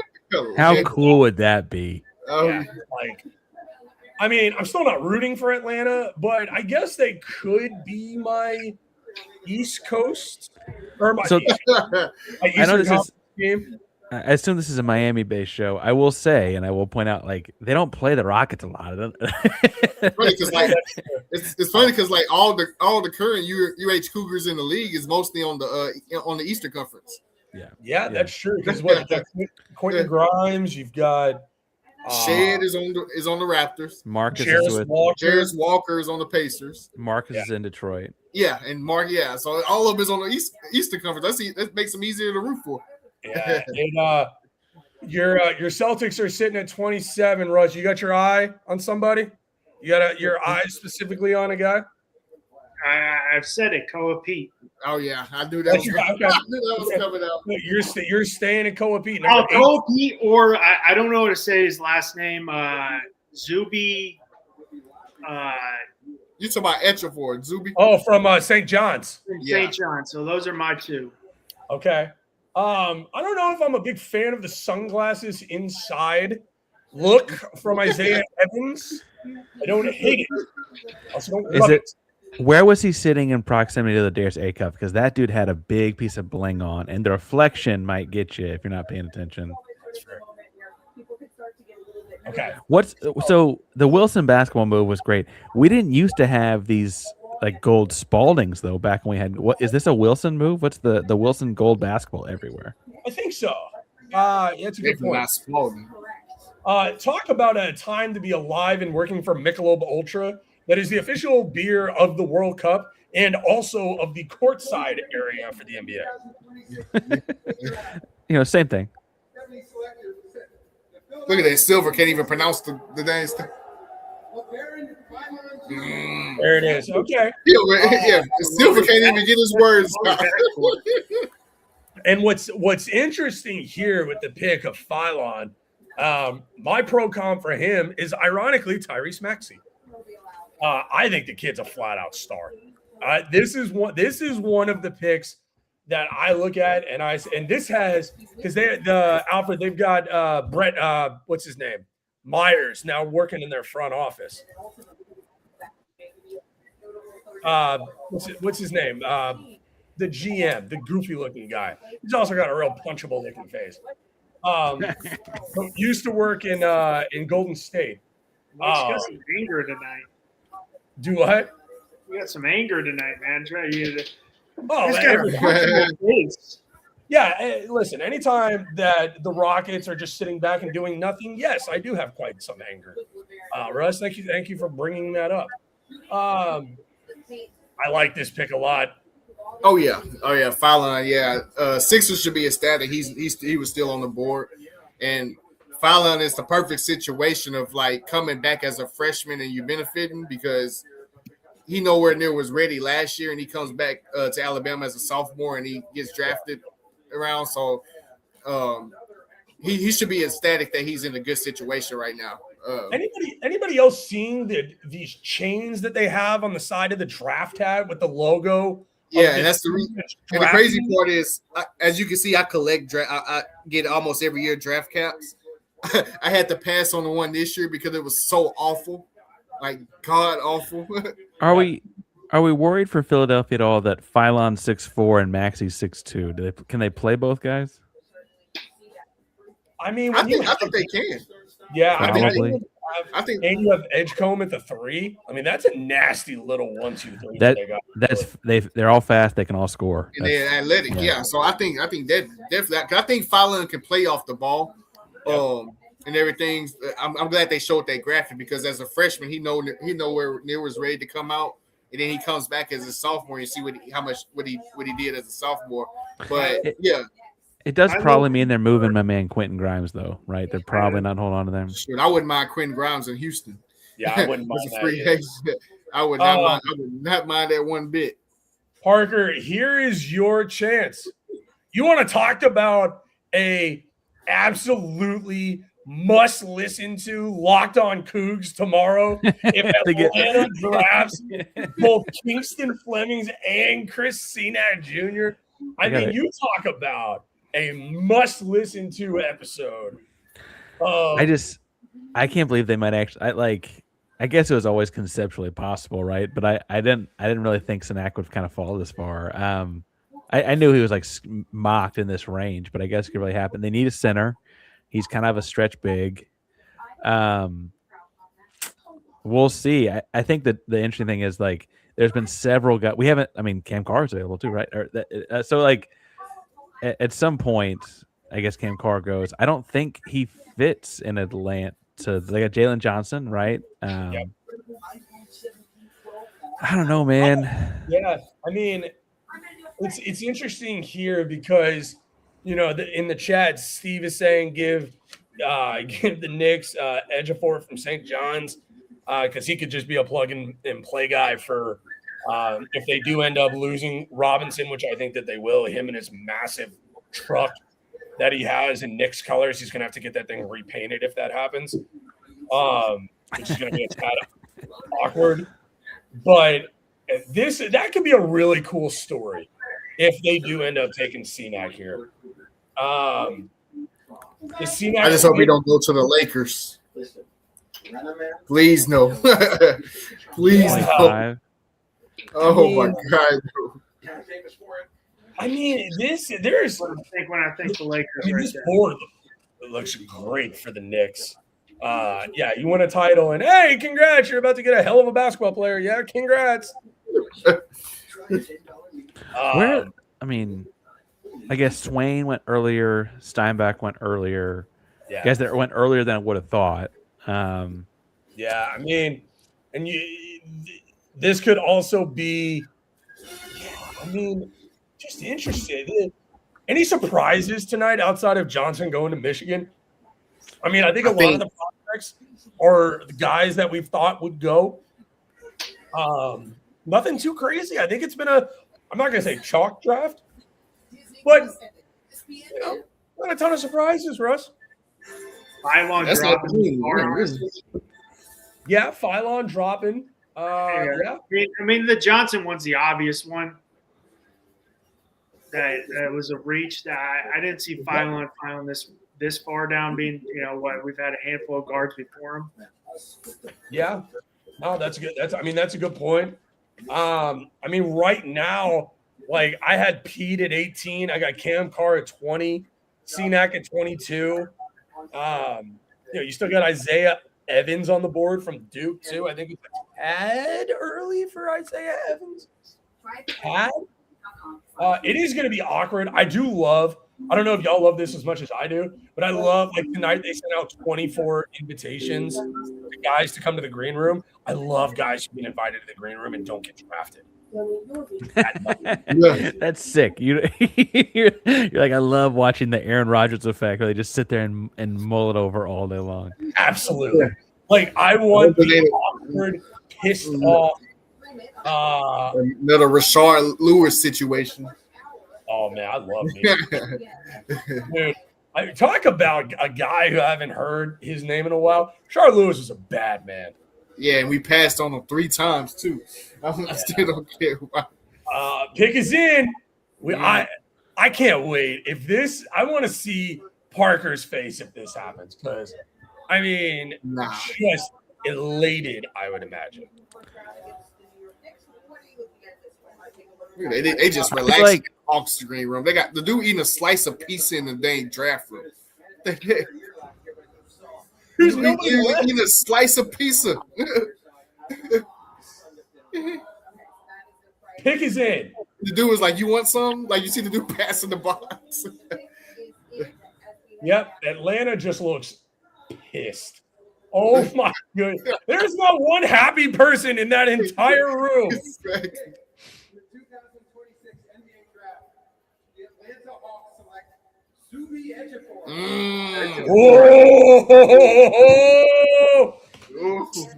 Yeah, Steve is pissed. Right before Steve, right before the Knicks. Right before the Knicks. Yeah, I was like, right before the Knicks selected. I bet. Zuby Ejiofor, senior, 6'8", 245. I've got Montrezl Harrell as my pro comp for Ejiofor. Oh yeah, I like that comparison. That's fun. That's fun. Yeah, I like that. When I watch this guy play, got energy, man, especially in the tournament. Plays with good size. He's the Big East Player of the Year. Top center in the country. Yeah, that's gotta hurt for. Now here come the Knicks. Woo. Now I mentioned him before. This has and he plays like a guy who played for the Knicks. I think the Knicks could take Terrence Reed Jr. here and be just fine. Before you go too far, Shams just tweeted that New York and LA are flipping picks here at 24 and 25. So this is actually the Lakers. Oh Lord, no! Please no! Please not. I don't know what that does though. But now this is interesting, Alfred, because they've got Austin Reeves as a restricted free agent that they're probably going to match. But imagine taking that money, utilizing it elsewhere, and taking Cam Carr right here. Yeah, I can. Like I said, it depends on the. I think the fact that Brooklyn traded for Randall, I think that eliminates the fact that Reeves was going to go. So I think the chances of Reeves going back to the Lakers is higher than what it initially was. So I'm curious. Like I said, I'm interested to see how what direction the Lakers going with this pick. Yeah, I don't know. Honestly, they really need help. They really need help in the front court. If anything, they just have Spike sitting there with the trophy. Well, I don't know about y'all, but I don't recognize Knick fans because none of them are twerking on top of parking structures, burning cabs, or fighting. They're actually sober. in the can you imagine waking up the next morning and your car's just beat to shit? Yeah. Bro, I would be so mad. Like, there was this poor cab driver. Like, these people are just destroying these cabs. And I'm like, he didn't even do anything. He's just sitting there, just trying to make it through traffic. Oh man, Just chaos. no, but to talk about the front court, like, imagine you let Austin Reeves walk, sign Walker Kessler away from Utah, and you draft Cam Carr. Throwing that out there, but like, is Senac a guy that fits in LA? I don't think so. I don't know. I like the idea of a pop guy with Luka, but we'll see what they do.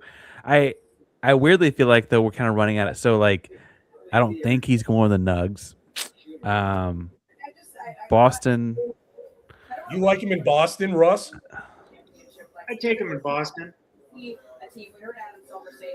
Okay, well, you don't sound real thrilled. Hey, you want him in Boston? Yeah, well, whatever. I mean, whatever. I don't know his game as much as you, so I'm like, I gotta. Yeah. So I guess my question then, Russ, be like, what are you looking for out of Boston at 27? So I think we're losing Boot. Vucevic is gone, so we have Kada, so we do need big men. I think the only position Boston wouldn't identify is a guard because we're kind of heavy there. But yeah, I would be opposed. Oh my God! I would be opposed to a big man, honestly. If there's at 27, who's the best player on the board? Yeah. Quick question for y'all. Does Spike Lee have nothing better to do at 11 p.m. on a Tuesday than sit in the green room with nobody around him in the title? I mean, like, Spike Lee, not. This is what you're doing? Okay. All right. It does look like the pick is in, gentlemen. I don't think nobody told Spike that this is actually the Lakers pick. Yeah. I forgot what draft it was. It was recent. Like the Knicks traded their pick in that draft as well, and the Knicks fans were unaware that wasn't the pick for him. That's like the funniest thing ever. Cam Carr looks like he's ready to murder somebody on a basketball court. Again, we're creating a villain here. Like he is writing down names to memorize. So this does kind of line up. Just going back to Senac real quick because we mentioned him a couple times here. It does line up, Parker, that I think he was underwhelming at Houston, and I think NBA teams are taking notice. I'm not saying he's going to get picked here in the first round because I do think he does. But Lakers got Kawhi. I just don't love it. I just don't love him. I think the deal there is that like when they pulled up the Zuby guy, I think the deal there, the Lakers got Cameron Carr. I think that the thing you're seeing there is that the fact that Senac didn't attack the rim and like Zuby only attacked the rim, right? I think that's a big distinct difference. For sure. This Cameron Carr pick's good for the Lakers, I think, though. And it's about time because I think he was all of our draft crush. But it does bring into question, like Cam Carr, 6'5", 184. I don't think it affects Reeves at all, but it does bring in some questions about, how much do we need Reeves at the money that he can get somewhere else? Well, or I mean, how long are you going to have LeBron if you've got him there and Reeves and Luka? I guess LeBron could, age into the 4 if he's stuck around. I don't think he's going back. I think he's going to Cleveland. That's what I mean, though. I think this kind of gives some heads up to like whatever comes next for him because I don't think there's a long-term play there. Yeah. I mean, personally, for me, hating the Lakers with immense passion, I'd love them to throw a massive contract at Reeves and just get screwed. For a person who is a diehard Celtics fan growing up in Los Angeles in an era where it was Shaquille O'Neal and Kobe Bryant, I hate the Lakers with a passion. I really hope go sign Reeves, give him a fat deal, and just watch him suck. Yeah, I'm with you, Russ. Like I get that he's just a walking bucket. He plays terrible defense. He's not a good rebounder. He's not a great facilitator of the ball. I don't get it. I really don't. Like, not for he wants a max contract. Pass. So now this is going to the Knicks. So, Alfred, so if that's true, if they're not going into that second apron and they're going to give Jalen Brunson a raise, and you're going to lose Shamit and you're going to lose Robinson, what player left on the board for you do you think best fits replacing one of those two guys? Oh, it's definitely Sinak at this point. I think. Really? Yeah, Okay. I think after maybe Isaiah Evans and Pete, it's a significant drop off after that. In the draft. So if I'm the Knicks, I'm taking Sinak right now with this pick. So does he start? Does he start if that happens? No, he definitely would come off the bench. And the Knicks can afford to have him coming off the bench because they're a championship team right now. So I would just have him come off the bench and develop him, and then unleash him when it's like when he's ready, like in a year or two, like to start. My fear there is that he and Carl have too much crossover as far as what they do well. That's what and I think. I think one of the things that the Knicks had that was really good was they kind of had this yin and yang. They had Carl and they had Mitch. You had to be ready to play against either one. Right. I think there's too much crossover with Chris and Carl. I will look at they just moved on from and Minnesota's got the 28th pick. They just moved on from Randall there. We're talking about Chris a lot though. I feel like there's other guys kind of like it's an interesting draft so far as how many got Cole Pete is on the board, Henry Vasar is on the board. I like Vasar a lot. I think for the Knicks, I think they're taking Isaiah Evans out of Duke. I think it just makes too much sense with them moving off of Shamit. Like Shamit's going to get paid. I wouldn't mind him coming to the Rockets. Alfred, I don't know how much you like that fit with Shamit coming here, but I think he had one heck of a Joe Flacco run in the playoffs here where he just balled out. To me, this is Isaiah Evans to the Lakers or to the Knicks with that reported trade.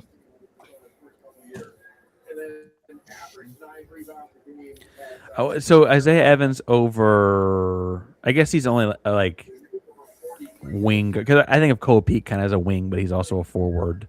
Yeah, I mean Cole Pete at 6'7", 245. I think he would get lost. Is Malik Thomas the Arkansas kid? Is he a day two guy now? I think if he's probably I had him at the end of this first round, like in the 27 through 30 range. So if he don't go there, I think at the latest you'll probably see him as early round 2, which ain't really like that much like as a drop off. So I had him as, like I said, a late first round pick. Yeah, Malik Thomas reminds me a lot of Jordan Clarkson. I don't think that works here. Don't be shocked. I think this could be Alex Caravan too. You think Caravan's going tonight? Don't you think like with the Knicks, they got a lot of timely shooting in the finals to beat San Antonio, but they don't have a lot of great shooters, right? Like you have Brunson, you have I think Shamit that is a goner. I think Hart's not a great 3-point shooter. I mean, if you're the Knicks, you need some cheap talent. I like Caravan. I think it's Caravan or Evans. If it was between the two, I would take Evans over Caravan. I think the world of Caravan. I think the kid, especially being a senior, playing 4 years under the psychopath that is their coach. What's his name? Damn. If you played 4 years under Hurley, you're missing. You're a few crayons short of a full set. Yeah, this is interesting. But no, I'm gonna tell you a guy people might be sleeping on in this range that I wouldn't be shocked if he goes like the next like between now and pick 30 is Joshua Jefferson of Iowa State. Yep. I think power forward. Joshua Jefferson. I think he's very underrated in my opinion. He's real. I'm a fan of Joshua Jefferson playing. You like him more than Pete? Well, no, I like Pete more. Even though Pete definitely should have went back another year. But I think Pete has more upside because he's younger than Jefferson. Jefferson is I think he's a junior. I want to say, if I'm not mistaken, when he came out, he was a senior. I'm sorry, coming out. So Pete is way younger than that. So I think Pete's upside is bigger than Jefferson's. Pick is in. Let's see what this pick is with the Knicks. The Oklahoma City Thunder are acquiring the draft rights to Bennett Sturts, the 16th pick. He's announcing the trade from earlier. Yeah, the one from earlier. Mm-hmm. Ibuka Okori, the 17th pick, and the Memphis Grizzlies are acquiring the draft rights. Hey, good for Adam Silver staying until 11 o'clock Eastern time to do this thing. In the 2026 NBA draft, the Los Angeles Lakers select Sergio De La Reyes from Valladolid, Spain, and the Valencia Basketball Club. Okay, hot take, but he'd have been available later. They don't need to use him there. Wow. And I literally had him going the last pick of round 1. Sergio. I literally had him like the last pick of the first round. They So clearly a reach if you reach or anything, but had him in the last pick. yeah, I had him How at much of a 38. reach? Yeah, I had him at 38. I don't understand that pick at all. Wow. Yeah, the Knicks fans are still drunk from the championship. That's what we're they saying. probably don't know who Sergio. They probably think he's still on the Knicks. This kid. So when I watch him, I think he's more athletic, but I think in the next, he's a good excellent shooter. I have Joe Ingles as my comp for this guy. okay, but Joe Ingles, like I just don't think the Lakers need anyway. Let me pull this up. Make sure I'm not wrong here. Where was Joe Ingles drafted? Joe Ingles second round. No, this is a Joe Ingles was undrafted. Okay, I want to make sure I was not wrong there. That's what I mean as far as like you can find Sergio later. I know that they were trying to trade back. They only went back one spot, and for sure. Okay, so let's look at Denver. So Denver's interesting. What does Denver need? I think they need to really like upgrade the bench for starters. Yeah. In my opinion, because I don't think a lot of them will be coming back. Mm-hmm. So if they can add more depth to their bench, I think that would like really help like their roster. Mm-hmm. But to be honest, I think they can use another upgrade like in their starting 5. To be honest, it's just some outside of Jokic and Murray. It's something like they can really use a real legit third option on their roster, if that makes sense. I know they traded for Cameron Johnson last year, but Johnson, he only averaged 12 a game for him last year. So I think. Do you have a guy here left on the board that you think matches that criteria? I think, if we're being honest, I'm going to say it too. I think Sinek would be a good fit here, and I'm just going to keep banging Sinek, saying his name, and everything. Wait until it happens. Say his name and he appears. Do you think that he would work next to a guy like Jokic? Like I mean, if you're Sinek, I don't think you could ask for a better landing spot to be honest than Denver. Oh yeah, and you get to play next to a guy that's going to attract all that attention in Jokic, and then also you talk about a nice little pick and pop going on with Murray. That would be deadly right there. I mean, that's a match made in heaven. I feel like our buddy Steve says gross to that pick by the Knicks. Yeah, I don't understand that at all. We want to talk about dead eras. I mean, is that a guy that you take like a draft and stash? I mean, I feel like in the last couple of years, not wanting to get that second apron. Yeah, you said it earlier, so that could be the pick. I mean, wonder. That makes sense, to not have to pay a guy in the first round. But if you're Are going to the- do that, you may as well just trade it and go pick up a couple extra second-round picks. Are the Nuggets about to get Koa Pete as a kind of big wing to play like a future like Aaron Gordon, a replacement kind of guy as Gordon gets older? Well, How big is Aaron Gordon? I don't know, but Pete's huge, man. Pete's a big. Pete literally he can pass for a football. Like if he was playing football, his family's NFL players. I mean, it's genetically, yeah. I mean, and Aaron Gordon is 6'8", Koa Pete's 6'7". And then, but Pete's heavier too. Like Pete's Pete's listed at 245. Just because we're putting so many guys into the league, my comp for Koa Pete is Jarris Walker. You like the Jarris Walker comparison?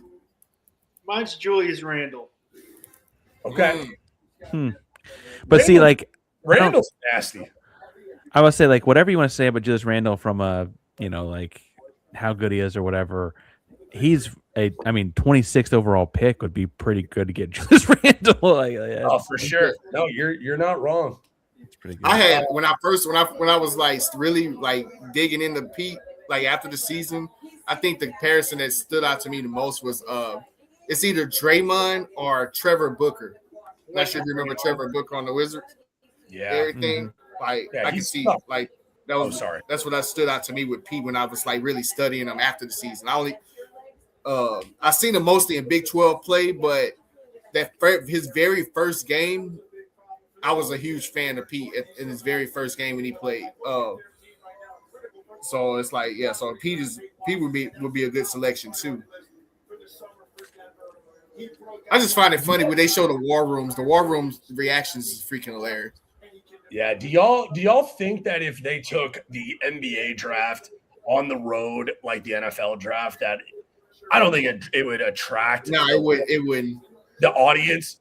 But if they put it in an NBA stadium in different cities, do you not think that they could fill that thing up? I don't think they would. Okay. Because I think it's more so because NFL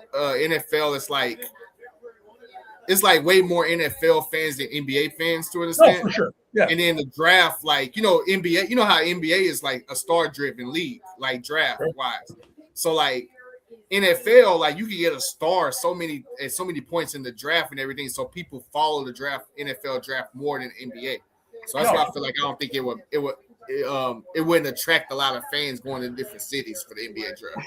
No, but I think it'd be cool, like, in the city, that it goes to like a different city every year, right? So you do it in Houston, you do it in for people like us, like of course, but like casual fans, I don't think. I don't think anybody's gonna travel. Did anybody just see that when the little kid took the Raptors hat and just threw it on the ground? Yeah, I saw that. No, it was great.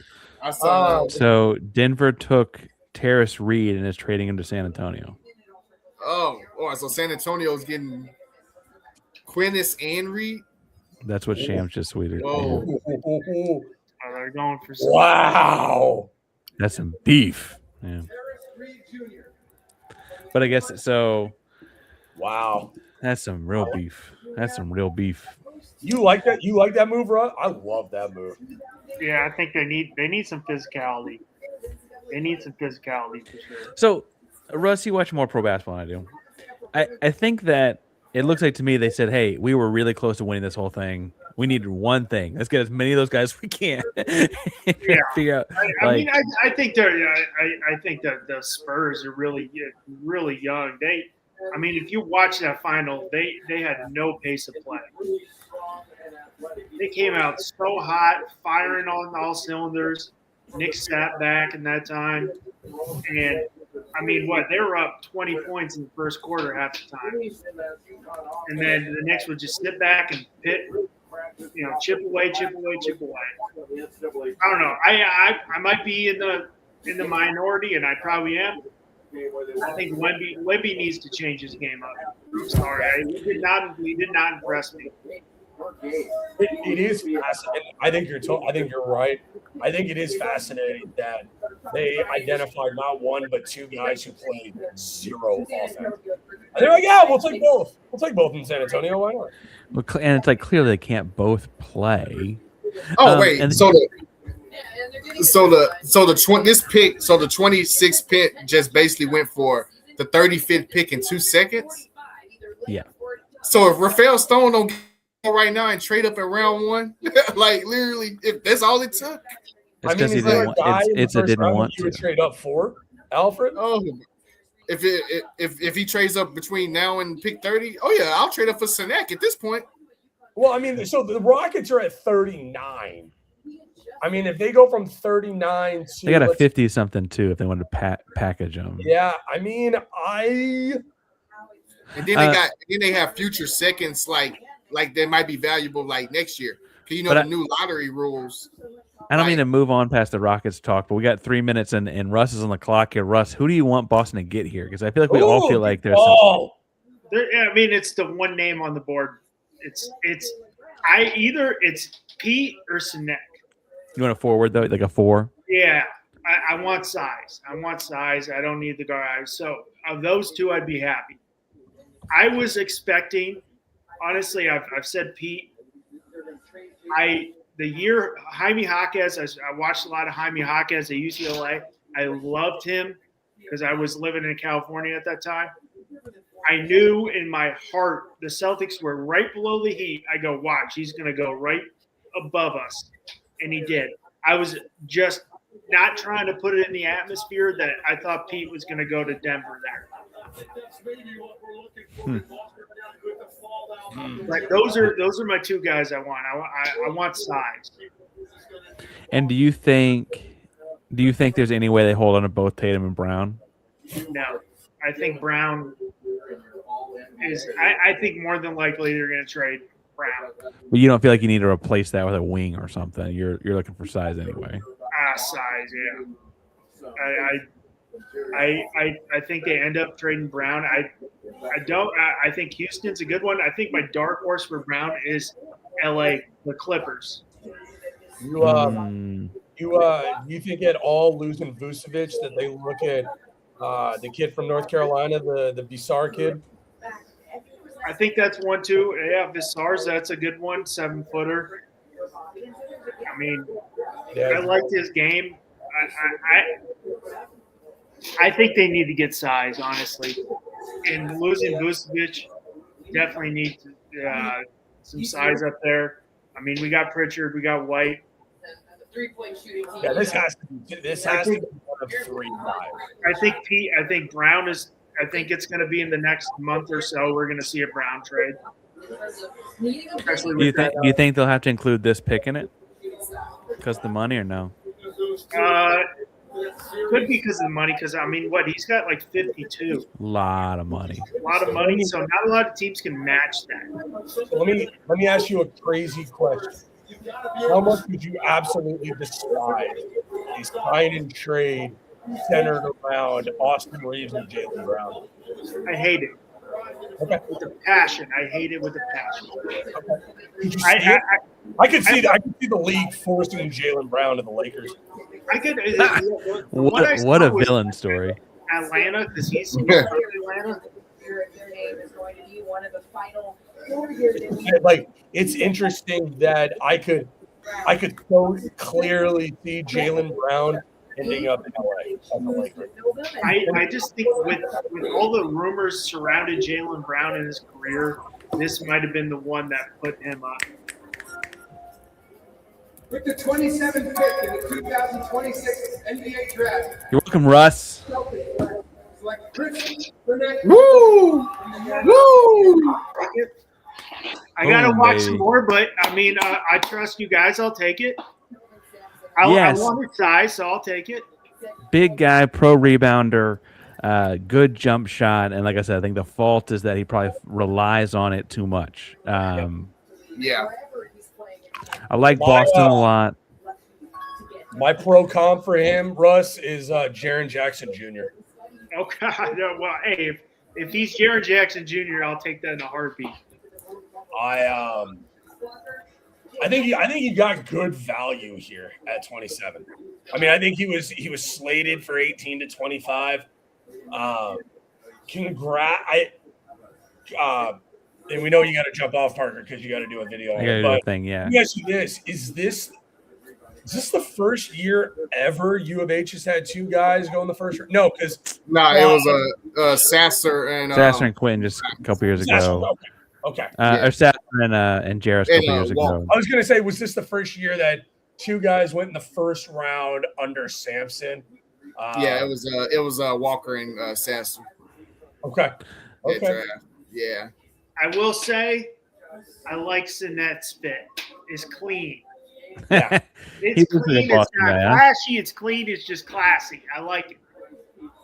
It's a good organization. I'm happy for him. It's a good organization. Oh yeah, it's a perfect organization. I am intrigued by a couple things on it. So the center in Boston is who's going to be a center next year in Boston? Is there anyone? Keita. Was it Keita? Yeah.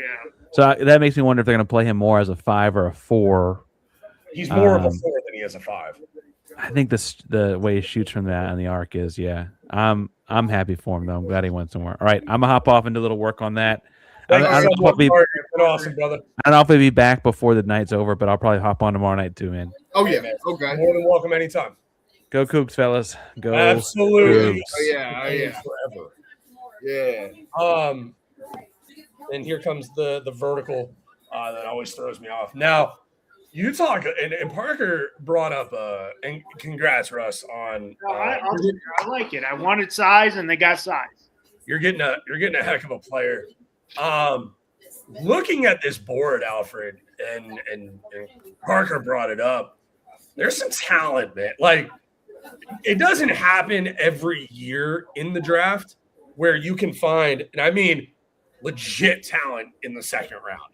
Now, you're always going to have good players, but they could be, second, G League kind of guys. But you look at the board right now. You got Isar from North Carolina. You got Josh Jefferson, Alex Caravan. You got Isaiah Evans from Duke, who I think is going to be a heck of a player. You got a guy, and if I'm the Rockets, I'm trading up to go get this guy, Braden Smith. Oh yeah, and I'm glad you said that. Braden, that's exactly who I'm high on. It's him and Jaden Bradley is the two I really want most at 39. Yeah. So if we have either one of those, they'll be perfect because I think Braden Smith. I think Van Fleet would be the perfect guard for him to learn under. Yeah. Because Van Fleet also he betted on himself. He was drafted round 2, and then he's a shortest type point guard, but Smith is short as well. So I think it'll be a perfect fit if we were to take Braden Smith. And another guy that if he didn't get hurt, he's a top 15 pick. Richie Saunders from BYU. People have forgotten about Richie Saunders. Oh yeah. And as a U of H guy, watching Richie Saunders play, 6'5", 205, to be able to get a guy who can stroke it from the outside like him, I mean, potentially in the 33 to 36 range, there's talent all over the place in the second round. Right. But the question is, if we make these selections, is Udoka going to play them? that is the question. Yeah. I mean, potentially. I don't know if you brought this up. One guy, he's a little older, but it will go in the second round is Jaden Bradley from Arizona. Yeah. That's going to be a very good second round pick. Yes, he's on the older side, but that's going to be a very good pick for someone who gets him in the second round. Yeah, and I'm a huge Bradley fan. Yeah, definitely on that one. 6'3", 205, Corey Joseph. I mean, that's what he is to me, watching him play. And that's exactly what the Rockets need. It's just a guy to come in, run the court, or run the offensive sets, I should say, and keeping it local here. You talk about, a guy like Trevon Brazile at Arkansas, 6'10", 230. I like him a lot. You got Baba Miller from Cincinnati. Just a bunch of guys that I feel like would be good fits in a multitude of spots. I'm a little surprised Pete's still on the board, man. I mean, I had him at 18. Alfred, you just say he should go back. If he doesn't, these next 3 picks, he's definitely going to be kicking himself in the butt. because that NIL money at Arizona is good. Yeah, it is. Oh yeah, that's what I was saying. His agent, like I said, his agent probably set him up for failure, like convincing him to stay in the draft. Like I literally thought he was going to go back, honestly. Yeah. Who's the? Oh, I can't remember. I can't remember Chicago's pick. A handful of years ago, they got an Arizona guy. I can't remember. And he should have went back, and he's still not even playing. I'm trying to think.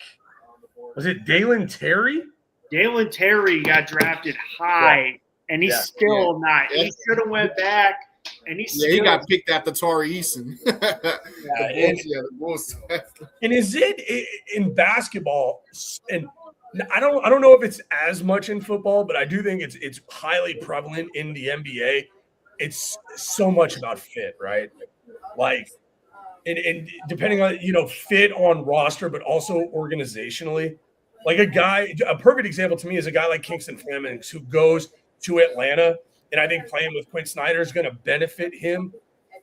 A guy, you look at just certain fits, and they make no sense. Like San Antonio's setting up either one of their two guys they drafted tonight, either Terrace or either Quintons, to fail at the next level.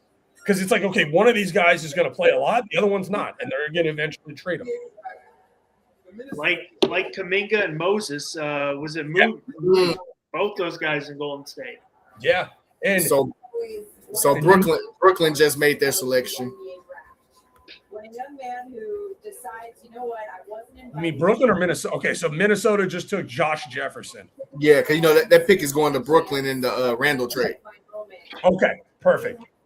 So Josh Jefferson, 30 on my big board, so he goes 28. You liked him. Oh yeah. What reminds me a lot of a Josh Giddey, where he doesn't have a great feel for the game, not a ton of athleticism, if you will, but I like that pick there. That's a solid pick. Oh yeah. He, like I said, he stood out. Him and the guy that transferred to Kentucky, that was playing with Iowa State, they stood out to me when we played Iowa State quite a few times and everything. He really can play the game. Yeah. Cleveland. Going to the Eastern Conference Finals. That roster, something's got to give on that roster. Like, I don't know if they're going to move them, but I don't think they're keeping both Jared Allen and Mobley. I think they're going to end up moving one of them. What do you do with James Harden? I think ever since moving Darius Garland, I think they need some help there.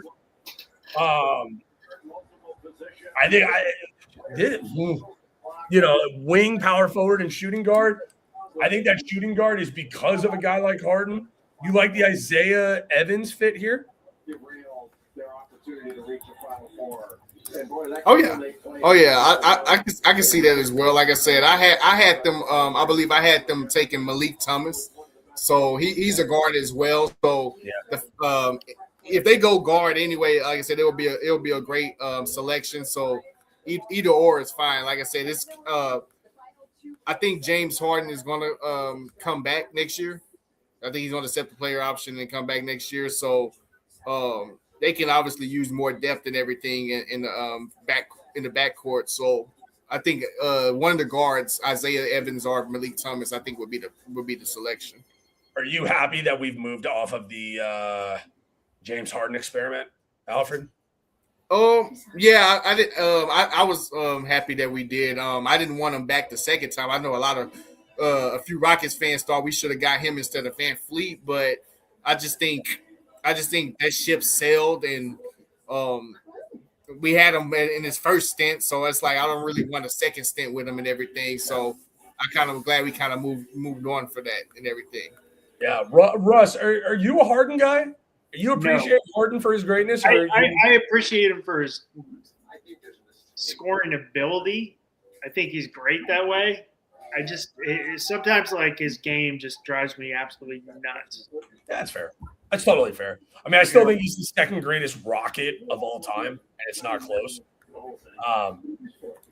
But I think I'm done with that experience. Being Houston Rockets fans and the coach in that era, Kevin McHale. Do you think Kevin McHale kind of got screwed and should have got another job? No, I think they had to. I think they had to let him go. That when we started the season off slow, when we fired him and we just promoted Bickerstaff that year. I think they had to do something. But do you think he can earn that? I mean, he was very good with Houston. You think he? I won't. And honestly, I wouldn't even say he was good with the Rockets. Honestly, as head coach, I just think the talent like was like so great when he was coaching and everything. And I think we won because of the talent more so, not because of the head coach. Because as you can see, as you can see, when we let him go and then we hired D'Antoni, I think D'Antoni was a better coach to make hell with the Rockets. Okay. And everything. So I mean, and Tony, right? Yeah. No D and D'Antoni. I do think, and keeping it with your Celtics, I do think Udoka is the best coach they've had since Rudy T. With the Celtics? No, I think Udoka is the best coach the Rockets have had since Rudy Tomjanovich. Oh, okay. Oh no, I won't go that far. Who's the best? Out of since Rudy T? Since Rudy. Rick Adelman. Oh, please. The problem with the Rockets right now is the general manager. It's not the head coach. Oh, we definitely agree on that. We definitely agree on. Yeah, Stone sucks. And, in Boston got I'm not going to say they got lucky, but they moved on from Udoka and Stevens went into the front office where he belongs. And then you promote Mazzulla. The lawyer. And he's incredible. Like Mazzulla is probably my favorite coach in the league. I mean, that guy can coach his way out of a paper bag as a crumb. But I mean, Boston's in a weird spot. They better handle this offseason correctly, or they're going to be in a rough spot. And I think Cleveland just made a trade just now, so this pick is Sacramento. Ooh. So you can kind of see how the shift in the NBA has been going on. I mean, like the Celtics, their window, I was like, it's going to be a long championship window, and now it's 1 year. Oh, we're not good enough, which they weren't. We weren't good enough to win. I mean, and we haven't had a back-to-back NBA title winner since Golden State. Yeah. So I mean, there's been a big shift in the NBA. No, it's not a bad thing. No, the parody's as good now. I won't say it's the best parody they've had since I think late 90s, early 2000s. Because then the last 8 years, 8 different teams won a championship. Yeah. So the parody, that's what the Second Apron has done. They're doing these new, the trying to get away from the tanking, which I love. Trae Young and AJ DeBonte. I think Washington could make some noise next year. I do. I think Washington's putting themselves, depending on what they do with AD, because I do think that they trade Anthony Davis, and it depends on what for. As they should. Well, it depends on what you get for him. Yeah. Oh, Carabin. Oh, there it is. Oh, yep. And he's going to Sacramento too. So where NBA players go to die. Literally. I mean, I still go back to when it's Sacramento. I still think of Arco Arena. Back in the good old days. Man, you talk about.